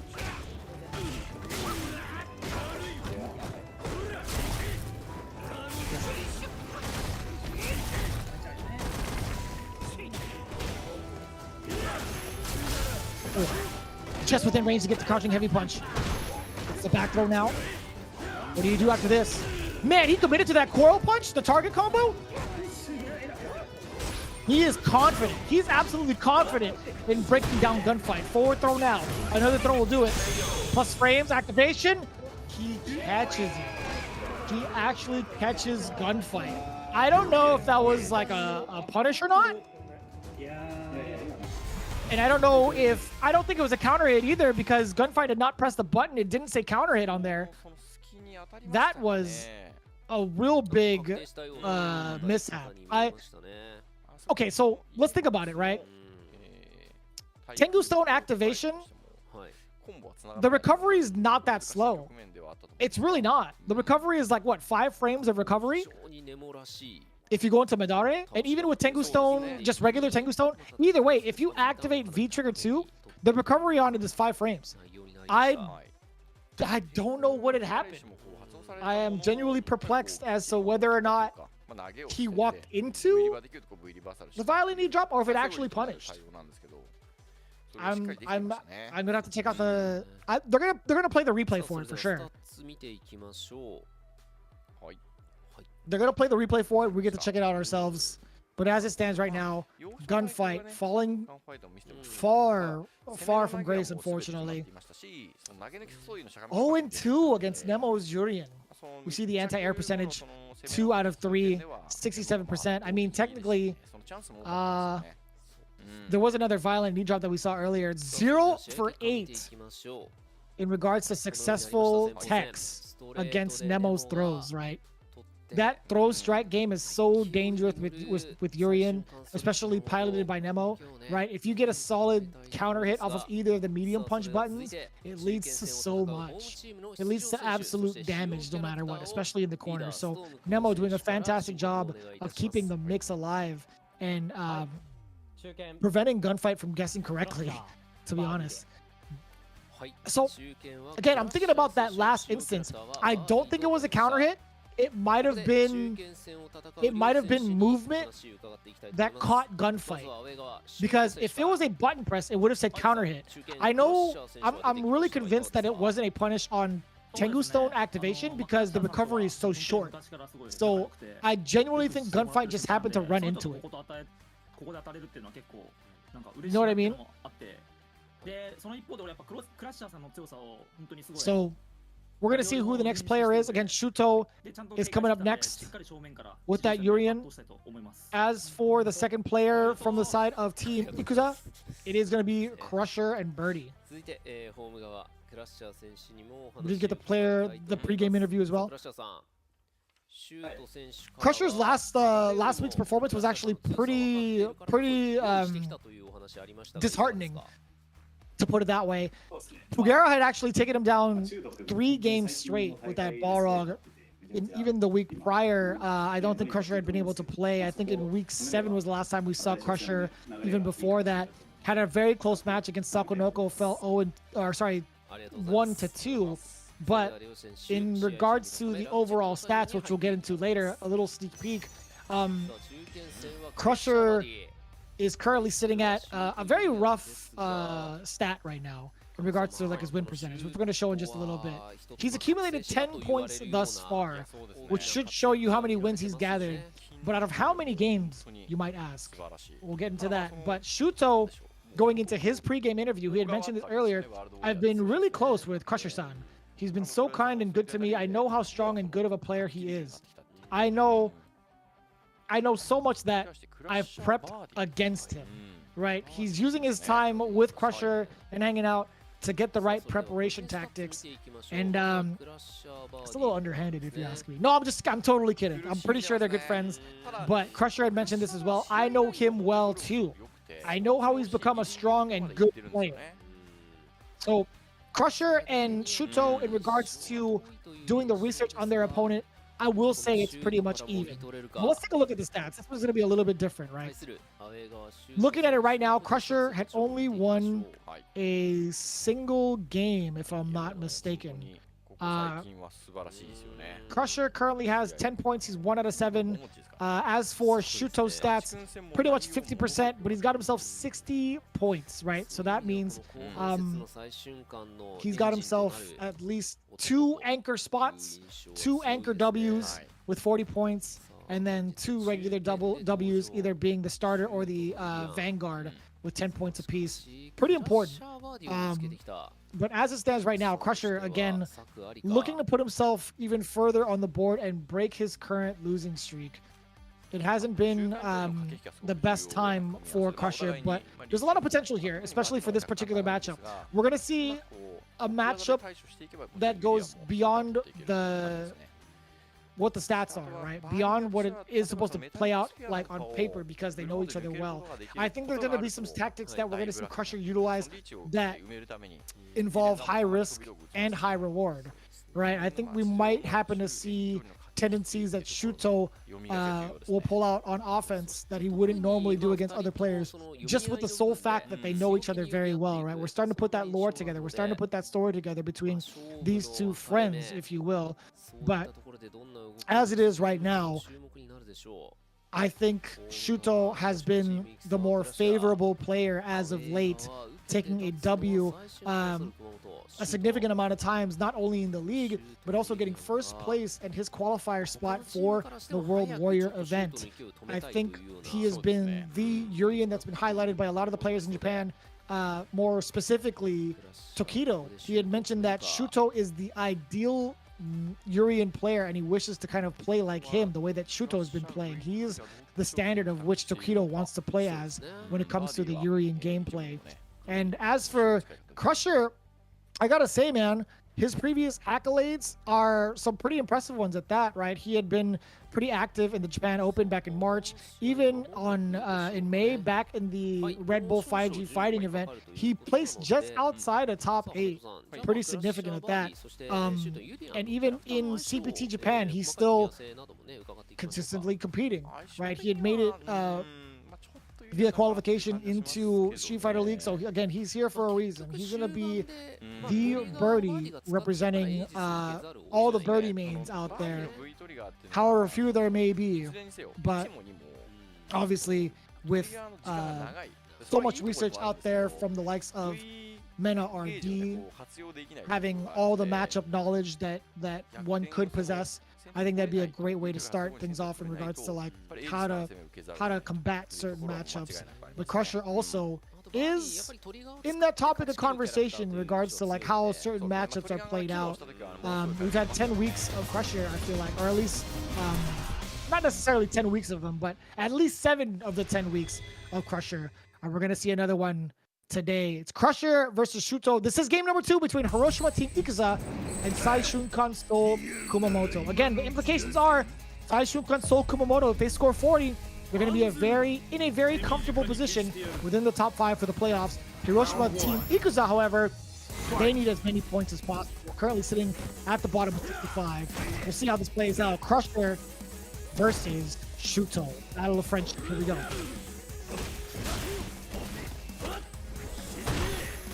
Let's go now. Turn things off. I was going to say, not too aggressive, but I'm glad I held my tongue on that one because Shooto dashed right in there. Now going to the solid spears. Yes, sir. The hanging chain. That's Shooto in the spots where he doesn't want to be. Nope, he's fighting it out. Doesn't care about it. Control bait is there, but it wasn't a counter hit, was it? The reversal. Shooto does get the throw against whatever reversal that was. EX or not. That's going to be grabbed. Armor's not going to come into play, and the counter hit off of the throw mix from Shooto gets him round number 1. On the big throw bait. That's 2 times over. But that reversal. It's a tackle. Within range, too. Finds the mark for throw now for Shooto. We're waiting for it. The handshake is death. The handshake is death is what it could be. How many medium punches and how did he confirm that? Yo, he chased down the throw afterwards. Again, getting a throw punish. This guy is on all 4s right now. He has just been commanding Crusher.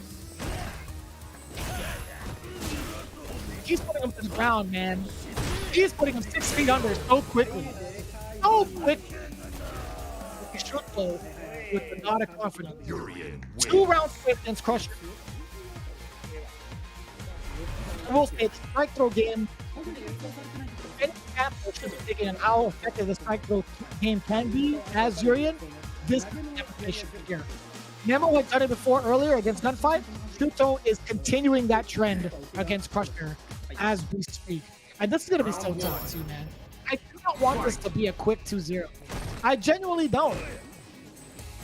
I need to see Crusher kind of fight it out with a couple of lights, maybe like be a little bit. Oh, there we go. There we go. A big mistake there from Shooto and capitalizing on it. Crusher, I feel like could have maybe gotten a little bit more out of that considering the tackle being a little bit more negative than you would think. I think that was roundhouse tackle. It was medium or roundhouse, you have at least 5 frames. Or 6 frames, I should say. At least. So charge up. Too, by the way, you get Super Thunder. Backdash out of harm's way. I love that from Crusher. Getting a little bit of a read and a little bit of space away from the throw. Charges up the T-skill in front of him. Crusher doesn't really have an answer. But I don't think he needs one right now. He does have the life lead, but he's taking a little bit of extra chip, just peppering away from the Jupiter Thunder V-skill charged up. The enhanced fireballs to do a lot of the talking, but so is the Fierce coming in from Crusher. -2. The big tech. Not going to be Shooto. Look at this Crusher. The diabolical back and forth movement. So menacing. So now with opening different ages, plus you, sir. Allergic to mirror? Well, guess what? I have another one for you. Oh, I lied. He is allergic to everything that Uryo has. There's a second mirror. Trying to get the counter pull. Crusher. That's a little bit tough. I love the fear reversal out. 7 seconds of the clock. The hanging chain past the Metallic Sphere. Good call. Leads and reactions on deck for Crusher. On the board. Gets around. Very, very solid call out from Crusher. Catch them all up. Ugh. Standing BD up on confirm. Ugh. Do it again. There we go. Another confirm. Back-to-back harassment. Are we going to see a reset? No, not. We're going to get damaged. Watch out for the command grabs. Shooto thought he could jump out of the way. This is the time. There's the tick throw and a perfect. The 7 golden letters. My man, Crusher, is a dangerous man in the corner. Shooto had every single option destroyed and countered. No coward is here. We know what Crusher does to those cowards. Big donut coming into play. All tied up, one apiece. No donut, in fact. There's going to be no donuts here. No zeros from Crusher's behalf. Oh, that's huge. Yeah, that light tackle. On his wing. Back throw now. So committing to the Coral Punch target combo. The follow up to the spear can be very punishable.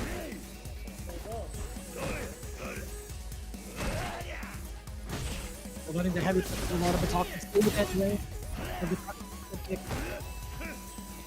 Crusher checking the movement down below. Now being a little bit overzealous, a lot more activity. Shooto ran into a light button. It's gonna be huge. Off the bubble gum, sticky hair. Cut it all off. Cut it out. No throws here. There's the activation. In the mirror, we're gonna get the side switch. Yes, sir. Now we can't. Universal won't be shift out of here. The air reset. Shooto was anticipating a button from Crusher down below. More than enough damage with the mirror up above. Shooto looking at that point. Can he feel it? Or will Crusher have something to say about that? What's the counterplay here? Bullhead coming in, a lot of space taken. He tried to command grab Shooto, 1000% ready for it. How is he so ready? A double jump out of the way.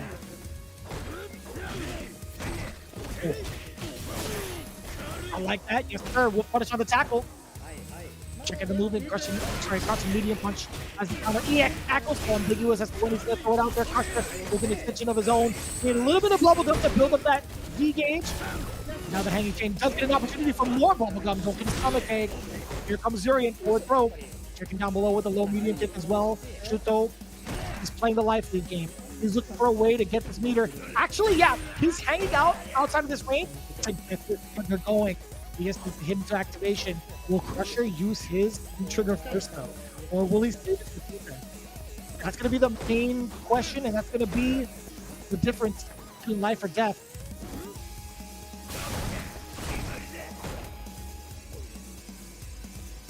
Go ahead. EX that to test Shooto. See how weary those are. Very cautious. Now, I want to play the tip-out game. I want to play the projectile game. What do you got for me? You just sit there. There's the activation. That's going to be the reversal. No mirror left for Shooto. At least within 8 seconds. 6 seconds, I should say. The V-shift out of there? -2? Oh my god, that's going to be the bull horn. Is that enough? Shooto got it! Shooto actually got it. The music stopped. If Crusher had gotten the W, the music would have kept going. But it's indeed a time over. A split second time over. It looked like it was going to be in favor of Crusher. It was not enough. Shooto taking the W, but barely. Ooh-wee. That's a tough pill to swallow. That is indeed a tough pill to swallow if you are Crusher. He had miscalculated the damage on the bullhorn. I wonder if he had the meter to do an EX bullhorn and do a little bit of extra damage. Oh boy, Shooto, he's gonna run away with that one. He'll 1000% take that. And you know, as the great philosopher Vin Diesel had said, winning is winning, whether it's an inch or a mile. And that's just how it goes, man. That's just how the cookie crumbles. Daishu Console Kumamoto now up 20-0 against Hiroshima Team Ikuza. Gunfight had fallen short 0-2. Crusher had kept it very, very close in a very valiant effort to get the time over W. That just wasn't the case. And we can see how the damage is done. A couple of donuts on the side of Crusher.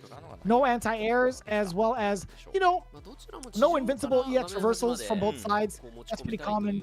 But the throw strike game, again, this is the kind of number you can expect with a character like Uryo. More often than not, you are going to be taking that throw. You have to take that throw, I feel like, because if you get caught with the counter hit, it just leads to so much damage and the reset potential. So, totally understandable with those stats, but this is where it gets so difficult right now for Hiroshima Team Ikuza. Who do you send up against Higuchi? Right, Higuchi has been a Capcom Cup competitor. He's been a qualifier from last year. He's currently got a first place W in one of the World Warriors in Japan.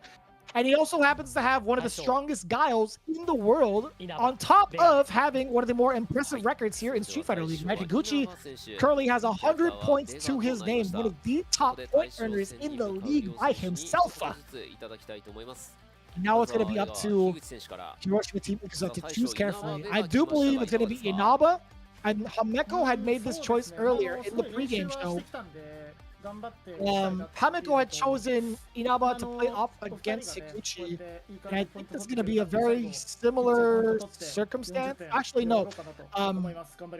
Inaba, I don't know what his success rate is against any of the other Kyles, but I think overall, I think Guile has a pretty decent time navigating around booms from at least mid-range, being able to jump. His jump is very fast, by the way.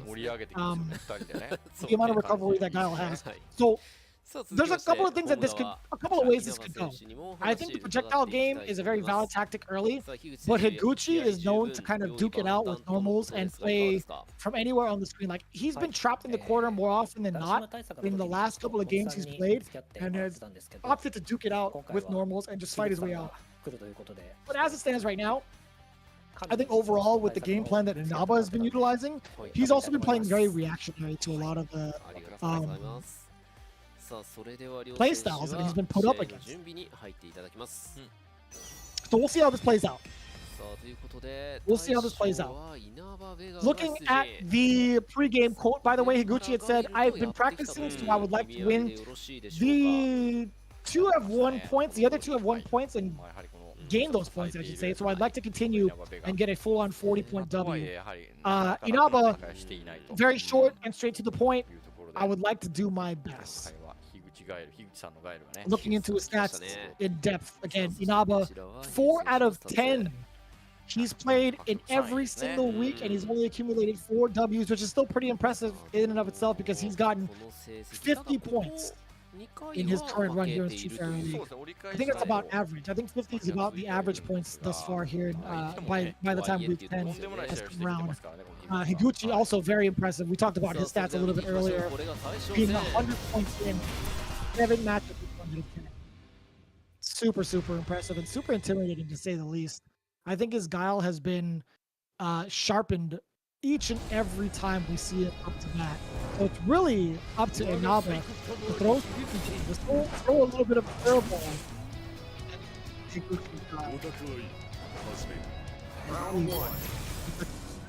Here we go. The final match between Hiroshima Team Ikuza and Saishun Console Kumamoto. Game 1, Bison versus Guile. We'll take a look at the fireball game. Yes, sir, and I love that. Yeah, this is coming right back as the counterplay. Trying to dash for something. Inaba being a little bit overzealous. Maybe anticipating the fireball. Not what he's doing. I like seeing, yes, sir, countering that fireball game. Switching music led to so much damage. Now this corner positioning. But this is where Higuchi has shown before. He's willing to duke it out. He's getting straight to the game. The activation out of the corner. What happens now? The throw is successful. Here comes the loop. Here comes the loop. Reset. The bazooka catches the V-shift. Higuchi took it all the way back. My God. Inaba was reeling back in his seat. He's like, make it stop. Make it stop, please. That was 2 touches, ladies and gentlemen. That was a 2-touch double from Higuchi. That's disgusting. He didn't even spend that much bar, yo. A neutral jump in anticipation for Inaba's CX scissors. Man, this kid is phenomenal. This kid is phenomenal. Ugh. He's trying to keep Inaba and that stun high. Right there with the levels reversed. Higuchi trying to be a little bit risk averse. I like the anti-air or the air-to-air. Nice work. Not going to be confirmed. Yes, sir. Plus plenty of time to confirm behind it. Back to the Sonic Boom. That is game one, sending Inaba closer to his doom. 2 rounds straight. Right out the gate. Again, this has been so impressive from Higuchi. Just his playstyle overall. Nice and calm and effective in the corner. And also having the right reads against Inaba's defensive options. Right? That V-ship got blown up. The little hezzy step into the crush counter upside down kick. Not crush counter, sorry. The counter hit upside down kick to blow up the throws. Higuchi, again, just needed 2 touches. And I think that did a ton of mental damage against Inaba. We'll see if that's actually a true thing or not. So that player is so tough. He's still running the fireball with his own. You get a free Psycho Axe, by the way, after that, so long as the V-gauge has not been built up from Higuchi. But now we're sitting on it. 1 bar up is pretty important. Down below, no go. Absorbing it? Yes, sir. Absorbing the V-skill. Nice call from Inaba. No luck on catching Higuchi walking back either, though. Very solid fortitude from Higuchi. Now he's on the offensive. Watch out. Stealing it, turn right back away. Sweeping the Psycho Axe. It's been so back and forth this squad. Both are swinging for the fences. There's a V reversal out. No free plus frames for you, Bryson. Here comes the Sonic Boom. Not absorbed. Inaba is letting Higuchi come to him. There's the anti-air, but still, Higuchi's so adamant about utilizing this V reversal. What is it that he sees? He's trying to crash on the Great Lash. He does so with the anti-air, the Great Equalizer. There's a lot of damage on death. EX is a pick. I love that. The counter hit. Inaba on the board. He's been so elusive here in the mid-screen. Higuchi was just so eager to cash out on that Grey Lash that when he had it, he wasn't able to finish it out. No respect on the wake-up. I'm loving this so far. I'm going to see a lot more of a calm approach on both ends. Even Higuchi is not even threatening the charge, right? 2 Sonic Booms throwing that star. Inaba not ready for either of them. Oh, that's what I was looking for. Yeah, he could dash through the projectiles if timed correctly.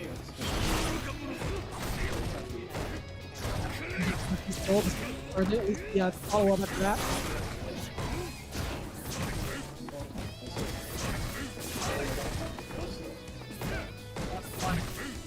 It's on a quick decline. He's trying to crack the code from Inaba's fastness. No. Higuchi doesn't have the life. We can play with it for a lot longer than we think.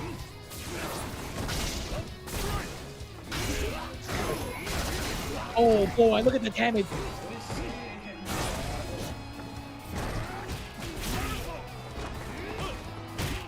The exchange! Oh man, what was that exchange? After the lights, Higuchi immediately went to the heavies. Love that. EX Group. It's fantastic. Yes, sir. No, he missed an opportunity. The anti-air is there. Higuchi stays in the front. 10 seconds on the clock. The slide is there. Cross up, Psycho Crusher, no go. 6 seconds on the clock. The overhead's not there. Nor whiff punish. No anti-air for Inaba, and he still ran into the upside down kick. Higuchi with nerves of steel. Tying up the round one apiece. I can't believe he went up for a throw bait anyway. I cannot believe it. Inaba threw it all away. Momentum like that normally tends to go to Higuchi's favor. That is +2, by the way. Follow up on the parry attack. Comprised. Go to the fireball. What happens now? Yes, sir. Ashton with it. Better end of it. Higuchi bring a punish where he shouldn't. There's punish on the speed. He doesn't care if you have a feet trigger.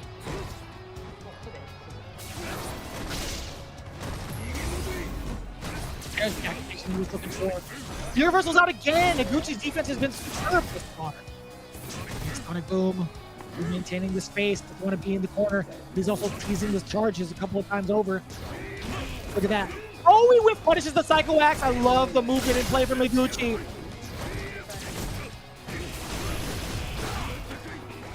We go now to open up Inaba.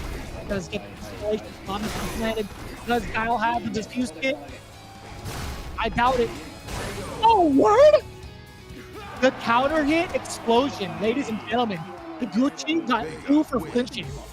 He actually got 2 for flinching. Inaba dashed up. Higuchi thought he could punish it, and we saw the hands of forgiveness. We saw Higuchi put his hands up in prayer. He's like, yo, my bad. That was my fault, man.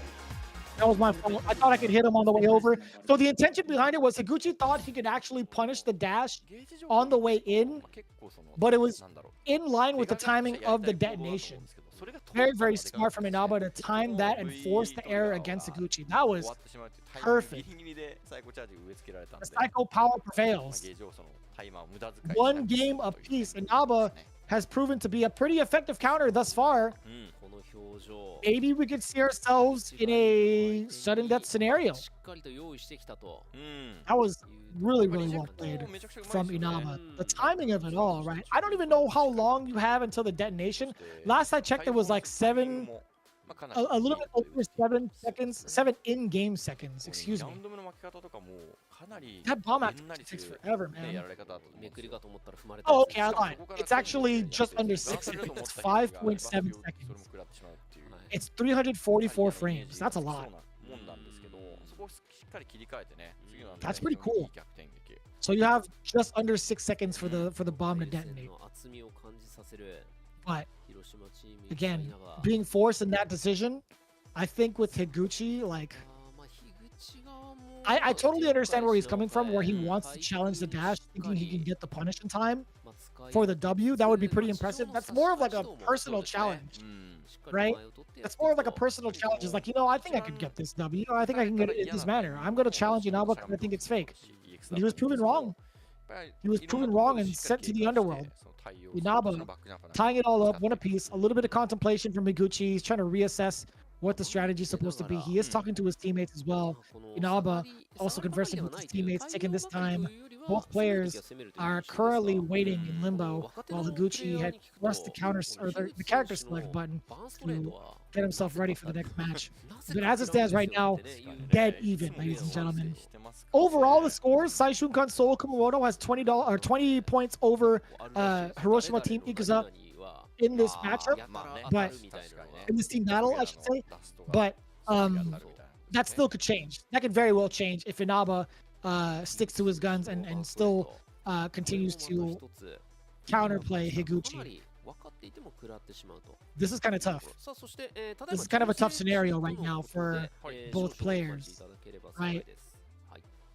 It is truly a treat to see this back and forth contemplation between the two players, Inaba and Higuchi. But as it stands right now, we're still taking a little bit of that time to consider, making a few adjustments for both players. And I know you guys are in the chat. By the way, I'm seeing you live and in full effect. I know you guys are asking about the other commentator, but I am the other commentator for today. I'm just kidding. Everybody else has been currently with prior obligations, but I think right now with Higuchi, I think what we're expecting is maybe a little bit more of an aggressive style, kind of like going up close, or maybe even a change up in V skills. I think a change up in V skills would be just fine here. Having the Sonic Cross would be a little bit of a different kind of thing to consider. Having a multi-projectile thing would be a little bit of a problem against, or a little bit of a problem for Bison. But who knows, right? Let's take a look at that real quick. The Sonic Blade could be, you know, could be set up for further distances, but it could lead to a lot, right? It could lead to a lot more of a threatening boom against Inaba. But we'll see how this goes out, right? In terms of the way Inaba's playing, though, with the V-set, I think V-Skill 1 is going to get him a lot of mileage still. Being able to... it's not even just the fireball counter, but we've seen Inaba use it in an unorthodox manner of using it as an anti-air and immediately pressing the follow-up attack, or like getting the parry attack even on block, it's +2. So that's going to be pretty huge going forward, right? If you can't necessarily anti-air with a traditional button, as we know it's very hard to do so as Bison, having that V-Skill on deck is another kind of like safety measure for that approach. So I do like that. Yeah, as it stands right now, this is the final set between both players. This is a 3 out of 5 scenario, and this one is worth 20 points. If Inaba happens to take this down against Higuchi, that'll create the sudden death match. That'll queue up the sudden death battle, where both teams are again allowed to elect one player from their team to duke it out in a first to one, or best of one, technically. So we're going to see how this plays out. Higuchi still setting up. Inaba also setting up. First and foremost, I want to say thank you guys for hanging out and waiting for all the technical difficulties to pass, as well as keeping me company in the chat. I do see you guys, by the way, fully acknowledging all you guys. I want to know, since it's been pretty even thus far, I want to know who in the chat actually likes Higuchi to win, and I would like to know if any members of the chat think Inaba is going to find the counter and take it all the way. We're going to find out little by little. Again, we're going into it. Game number 3. Thus far, it is tied 1-1. Thank you guys for waiting so patiently. We're back into the action here, Street Fighter League Japan, week number 10. This is the final showdown of the day. We'll see how it plays out.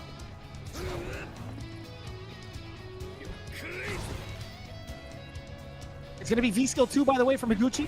Still sticking to his guns. Same V-Set over on the side of Inaba as well. You see the big opening gambit. Opting to go for the fireballs. Inaba pretty much countering appropriately, and now he gets the big opener after that standing fierce. Higuchi finding the opening out of there. The jump out is successful. Inaba wasn't ready for the jump out.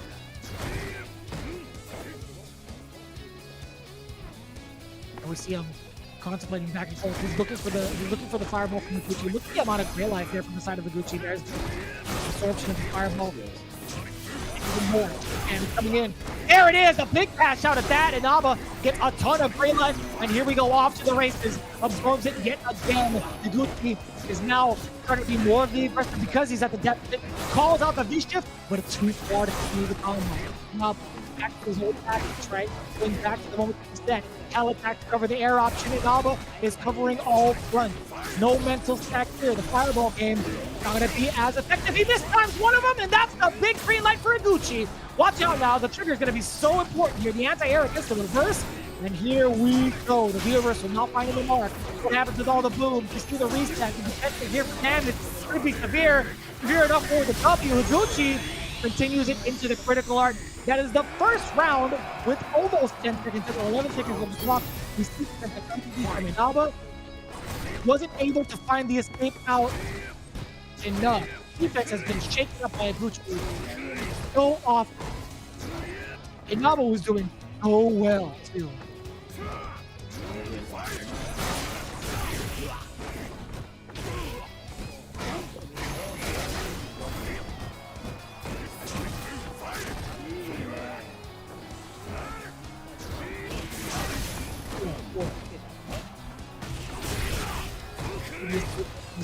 Inaba still maintaining his life lead. Matter of whether or not Higuchi can crack the code that is Inaba.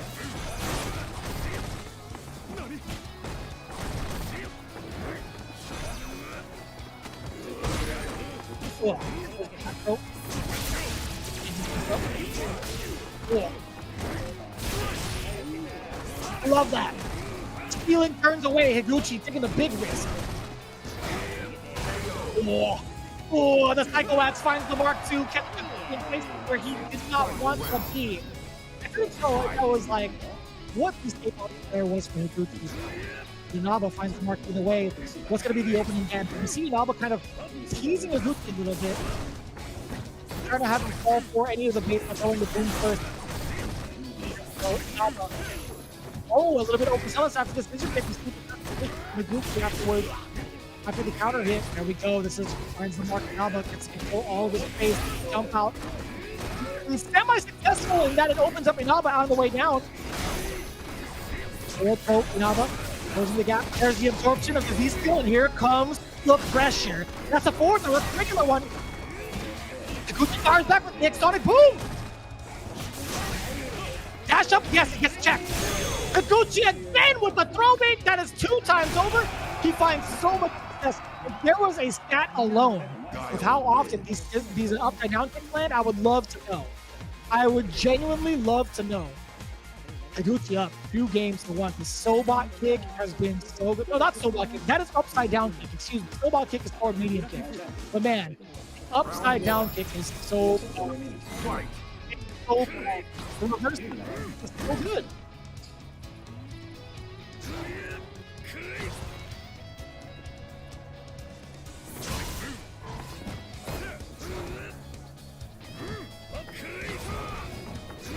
I'm loving it.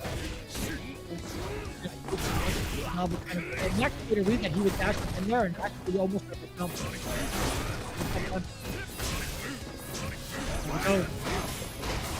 Yo, dashing past the V-skill too. That was, I couldn't tell if that was intentional from Inaba.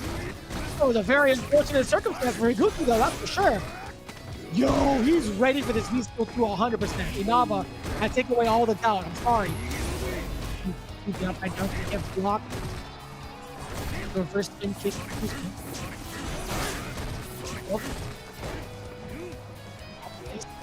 Some of these Sonic Booms coming a lot more liberally from Higuchi. All of a sudden, he just stopped. Inaba down below there because the bomb being planted in. EX flash kick, no fear in his heart. Higuchi looking to play it nice and steady. Cycle blast looking to lead the way. No, Higuchi thinks it's time for a rebuttal. We have V trigger 2. Big interruption with the Psycho Axe. Higuchi's turn. Inaba's backing up. There's a counter hit. I don't know what it was. Higuchi again with the strike throw mix-up. I think I know what it was. Inaba flinched at the very last second. As the boom was coming, Higuchi was point blank, trying to get it going. Higuchi looking at match point. Battle point here. If you can get it. A couple of forward fierceness trying to catch Inaba moving forward. But he's steady rocking. He's shooting back and forth. He's Psycho Axe range, you know he's gonna let it rock. There's just this kick catching Higuchi. I love that now too. Inaba's taking consideration. Jump out options from Higuchi. Dash him out of the corner. No sir. Inaba's gonna keep you jailed here. Gotta do your time. Gotta do your community service. Here comes Higuchi breaking out of jail. Promise to punish that every time. Nice and easy. A little bit of an anticlimactic finish, but points are points nonetheless. Higuchi takes it down for Saishun Console Kumamoto in a full sweep, ladies and gentlemen. We actually haven't seen a full-on sweep in a very, very long time, but it does come to fruition. We talked about the implications earlier for the playoffs. With this 40-point ball game, this puts Saishun Console Kumamoto into the number 2 spot. Or, I will say tied for second, right? 230 points to their name. They are tied up with Shinobi's of Gaming and Nagoya Oja Bodystar Milladam. This is a very comfortable spot to be in. This is a very, very comfortable spot to be in if you're trying to maintain within 2nd to 5th place with the rest of the teams down below. V6 at 185, Detonation at 120, and Hiroshima Team Ikuza still at 65 points. They got the big donut. Really unfortunate. Really, really unfortunate. But again, that's just how it goes sometimes. I was really hoping for a big change up from the side of Team Ikuza. We almost got that with the way Inaba was playing, but Higuchi proved to be the better man, proved to be one of the more dominant players yet again. How many points on the board does he have now? He has 120 points, everybody. He has 120 points, and now he is at 8 for 11 matches. It's absolutely ridiculous. This kid is a phenomenal player. He has shown nothing but stellar improvement, exponential improvement at that, year after year. Why is he super emotional, actually? I feel like that performance was pretty emotional for him. Looking like he's about to cry, I'm not gonna lie. But we are going to conduct a winning interview. I'd imagine they're super ecstatic to be in the position they are right now, especially excelling from 190 to 230. That is a very, very big jump. 次の次節勝ちたいよねっていう欲が出てきてみんなで練習するようにもなってきてるのでチーム的にはもうめちゃめちゃいい Higuchi is something else. Really is something else. Backed by the double bodyguards that was Uryo. Just to kind of recap and let you guys know how it went down. With Saishunkan Soul Kumamoto, we are going to get the replays, by the way. But with Saishunkan Soul Kumamoto, the overall strategy was double Uryo into Guile. Right, Nemo, Shooto, and Higuchi. Nemo being able to start things off, right? Despite being in the counter pick away position, he still managed to get the 2 big dubs against Gunfight. We are getting the translations in from our post-game winners interview with Nemo. He'd actually said with 40 points, he is extremely happy. He knows we can reach the top now with the amount of points they have. They want to win the next as they all practice and get ready for it. And the team vibe overall has been very positive. And even Shooto, he's coming in as well. He's like, man, we're so strong. As if that were a surprise, dude. Like, you have one of the strongest Uryons, you have one of the strongest Guiles, one of the strongest Dawsons, and one of the a fellow Uryon to help practice with, right? 2 of the strongest Uryons in the world in one team, as well as like legends of their own right with YC Mochi. I used to watch YC Mochi for so long. You have no idea. Like a decade ago, this man was like, he still is one of the most dominant Street Fighter players that we've ever experienced with Cal's team.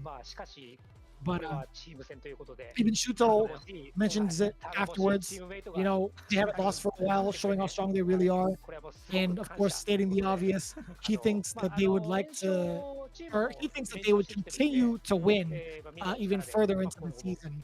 So as it is right now, man, Shooto having all the confidence in the world, and it's very much so deserved and solicited, to be honest, because the way that they've been playing. YC Mochi, of course, giving his thoughts, being on the reserve this time around. His translation is going to be coming in, but it's super exciting to see how everything is coming together in regards to the points and current placements, as we only have a few more weeks of Street Fighter League left to go for Japan. Right, they're pretty much on double duty. I think by December, like the second week of December, they're going to go on hiatus. That's when we prepare for the playoffs in January, if I'm not mistaken. And again, they're all playing for that big prize of the lion's share of 8 million yen.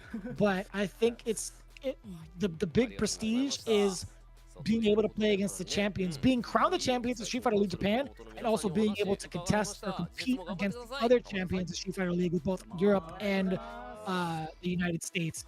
But YC Mochi talked about the other team. In regards to Hiroshima Team Ikuza, I don't feel the good vibes against that team. He felt like they were going to lose their battles today because of that. But he was very glad that he was on the reserve side and not have to face those circumstances. And the team is so strong. He gives them the cheers. He says, let's keep this up. And of course, Takeuchi with his final thoughts. Since episode 7, I've been losing since then. My win streak has been broken from back then. I've been wanting to win ever since that moment. So he's very glad to have won this. Going forward, he's looking to renew his win streak, or at least that's what we're looking forward to, right? But as it is right now, we still have a lot more Street Fighter League to go through, right? That was only the first half of week number 10. I understand it is Friday. Wherever you may be, it's still Friday, right?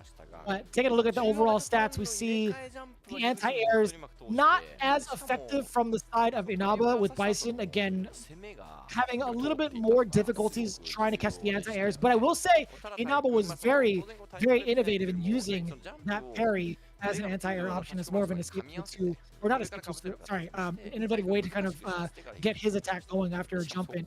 But the strike throw game wasn't as effective, I will say, in regards to the throws. I will say it was extremely effective from the side of the strikes, right? How many of the upside down kicks were landed by Shooto? On the other hand, taking a look at Shooto's stats, right? Very solid with the anti-air, 7 out of 8.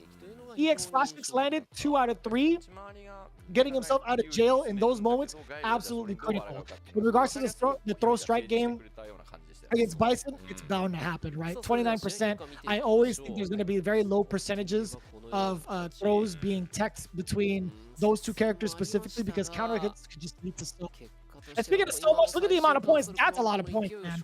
There's so many points to gain in one set, in 1 week's worth of battles, right? 40 points is the ideal. It's very, very much so an uncommon occurrence. But it just happened to be in the ways of Saishun Kansou Kumamoto. Take a look at the replay, right? There was a lot of potential, a lot of glimmers of greatness, if you will, inside a gunfight. You see the mix-up right there, but he didn't get to get the proper cross-up into the combo he wanted, and that just led ultimately to his demise, right? This is the moment where we see Nemo start to harass in the corner, right? We talked about the throw strike game as Nemo being so dangerous to even contest. I will say, some of the confirms that Gunfight had going into the present or like were pretty similar because he does get set up his little bullet hell mini game with as well as fireballs, but there was a lot of this is where we saw some of them, right? I don't know what that could have been. That's not a punish. I don't think it's a punish, right? But either way, moving on to the next one. You see the battle of friendship, right? Crusher versus Shooto, two players that are extremely familiar with each other. And how it went down to a very, very close game. Fourth row, looking at Shooto, I will say the throw strike game in this matchup was very prevalent, right? We've talked about how much damage Shooto actually got in that corner. But even neutral, I think Crusher provided a very, very good counterplay of utilizing the hanging chain against the metallic spear.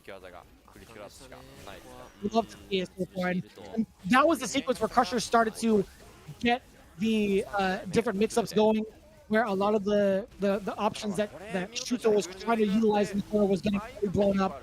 But overall, I think Shooto, again, brought a lot more of the mix just because of that mirror. But this is where it was such a heartbreaker. 1 second on the clock. If Crusher had used EX Bullhorn in that time over scenario, I think he would have had more damage to get the W. That was actually super rough. Really, really rough. And we're talking about now the blow-ups from Higuchi against Inaba. Just having all the right callouts in that game against the V-shift, against the V-reversal, what have you, all the options that Inaba presented on defense was blown up sky high. But not for nothing, Inaba also brought it back offensively. This is where we saw Higuchi bleed, right? This was so slick right here, waiting for the timer, dash up, and Higuchi thought he could get the punish. He absolutely thought he could get the punish. That was really well played from Inaba. It looked like it was going to be all downhill at that point, right? For Higuchi, I feel like we had a little bit of a technical difficulty, but Higuchi fighting his rhythm, right back on his feet.